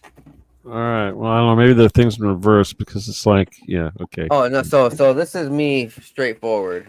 All right. But it's still everything's all. You know sideways. what I'm talking about. You know what I'm talking about. Nah. Anyway, it's always that way. I'm a saint, not a sinner. I'm not talking about that. Come on, see where your brain is. Jeez. No, that's what I'm talking about. Your brain. What? No. I'm just saying, weightlifters. It's like, yeah, I'm sure you've had this question before. I mean, with athletes, probably different, but bodybuilders, it's always the same thing. It's like one arm's bigger than the other. Right arm's always bigger than the left arm. It's just the way it is. I think that's a lot of genetics. People don't realize and take their time to do. You have to work harder to put extra work into the other arm. And the mind plays a factor into it. Like, let's just say your mind isn't ready for it. You're not gonna understand it. You're not even people aren't even gonna think about it. Not gonna manifest. Huh? Yeah, they won't even understand their body composition. They'll be at the gym all hunchback and still thinking that they're okay. I'm like, and then I'll have to go. I'm like, hey man, like straighten out your posture, or else you're gonna literally like break your back. Dude. Huh? That's why you gotta have mirrors when you work out. People think it's all about vanity. No, you gotta see what you're doing. You gotta have the right form, right. You posture. gotta have the right angles. It's like the right posture. Everything. That's what the mirror's for. Yeah, 100%, man. Hey, so this has been a great episode so far, man. We could go for hours. I'll be honest. I haven't even eaten yet. Fuck. What I want to brush up next time a little bit more upon Elon Musk and this occultic nature, and we'll talk more. Focus on the mafia shit, okay? It's a satanic mafia. I mean, ultimately, you got to come up with some sort of thing because it's like the elephant. It's like, let's call the elephant a tail. Let's call it a trunk. Let's call it come on. Let's just call it a mafia. All right, let's call it the Intertel Mafia. That's what it is. I mean, it's not the Jews, it's not the Nazis, it's not Elon, it's not whatever. It's the fucking mafia. I mean, all of it. Donald Trump, Elon Musk, hell. I just didn't even occur to me until just recently that Elon was part of this damn mafia. And it was like right in front of my face. I couldn't believe it. Why do you say that? Well, because made obvious. When we were doing the whole Intertel thing back with Robert Vesco and those guys, that was Oliver North. Okay, that was a big Oliver North thing, but at the same time, all of this internet stuff, the eBay and the PayPal, this was all getting started up, and it didn't even occur to me that this was also CIA, because it's like, for instance, when I thought I was working for the CIA and it turned out to be the N.S.A, but then it turned out to be this mafia. It's the same thing. We forget. We think, oh, it's CIA, or oh, it's this corporation. No, it's all this damn mafia. Every single bit. It's people go, oh yeah, CIA paid for it. CIA developed the algorithms. CIA recruited this. CIA did that. It was all mafia. Mafia did it all. All that money, all that crap is mafia. All this government crap, all this religion crap. It's all part of this damn Intertel mafia. And it's like the Rosicrucians and Knight Templar. It's all the same thing. All the same thing. It's all just different little fingers of the mafia. Okay, it's like a big corporation, and like I said, around the time of Nixon, all these little fingers joined up together, and now it's just one big mafia. And now you can call it Palintir, but I'd rather call it Intertel, because that's what. And they don't want you to do that because that's the name. Intertel, INTEREL. InQtel, though, that's also, you know what I'm talking about? No. Just Intertel, man. Come on, don't confuse it. I listened to Satan's Castle today. Man, it's been a blast, brother. Let me know for your predictions for the next month or two. About this? What's the next war in Venezuela, dude? War in Venezuela. Russia's going to take more territory.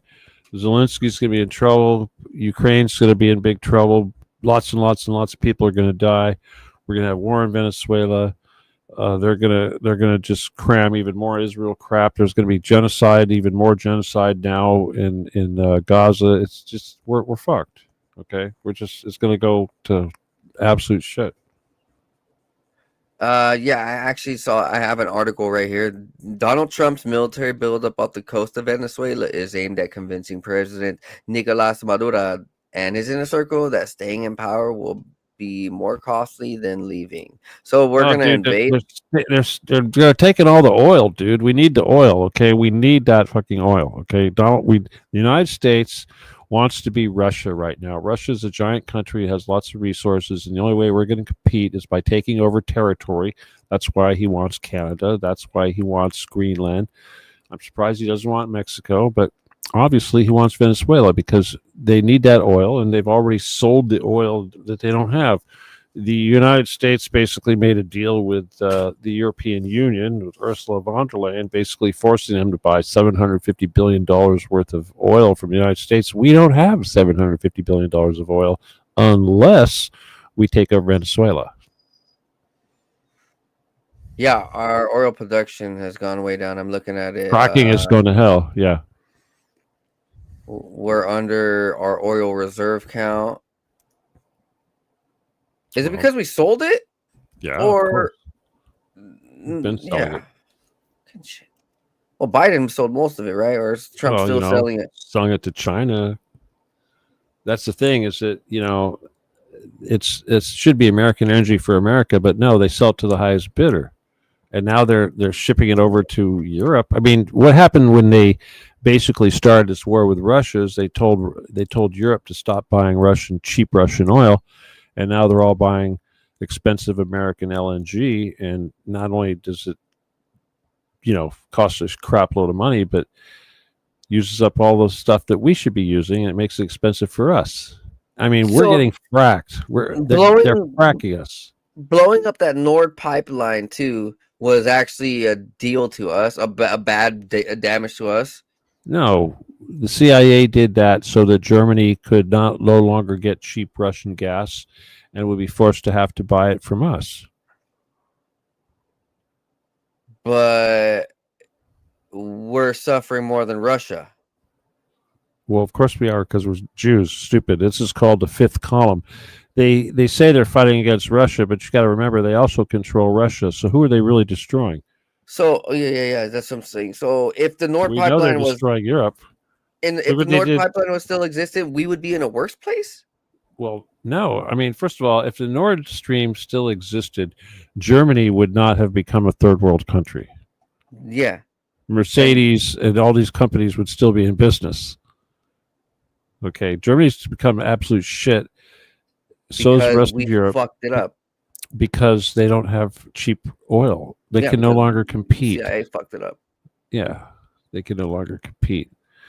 But instead, what's been happening is that the United States has been selling LNG. They've been shipping it over in these big giant LNG tankers, and it's way expensive compared to the Russian oil. It's not as reliable, and it also depletes the reserves that we have for us and makes our prices more expensive. Yeah. And on top of that, all the fracking that they're doing to extract this crap is destroying the country. 100% creating oil slicks and big black. No, it's poisoning the ground. Fracking is a horrible thing. When I don't know if you know what fracking is, but they basically, it's terrible. It poison the land just to get that damn gas out. That's what over there in South Dakota, and they were fighting against, all these oil pipelines. It's horrible. And you know what? They're running out. Fracking's not gonna go on forever, and we're gonna be left. And you see these deer and animals running around with these horrible tumors. Where do you think that comes from? Yeah, this poison that they're pulling up and leaving it out, and that's why the Zionists are our number one enemy, and we should really be worried. Are you trying to wrap it up? Our number one enemy. No, the mafia. Go back to the mafia. Well, the Zionist mafia, right? Come on, Zionists, Khazar Nazi, blah blah blah, Templar. It doesn't matter. Forget it. It's mafia. It's all mafia. We have to have balls and realize that it's all. And that's the thing. Everyone's afraid of the mafia. It's like that's all it is. It's just a mafia.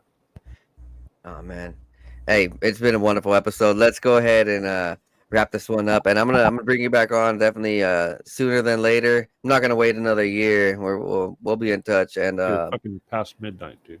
yeah, let everybody know. Just one final message: have a good night, whatever where they can find you. Anything upcoming? You got any listeners? You see how many listeners you got? There's like 3, but I don't know on Rumble. I haven't checked it. Yeah, well, you gonna stick your video up there on Rumble too, or whatever? Oh, then no. After this, I air it out to different platforms, of Spotify, different things. All right. Okay. All right. Well, have fun getting that out there. Obviously, the group is Telegram, Occupy/Steven Kelley. The email is law17gun at AOL.com. PayPal Steven Kelley 714 at yahoo.com. That should be enough.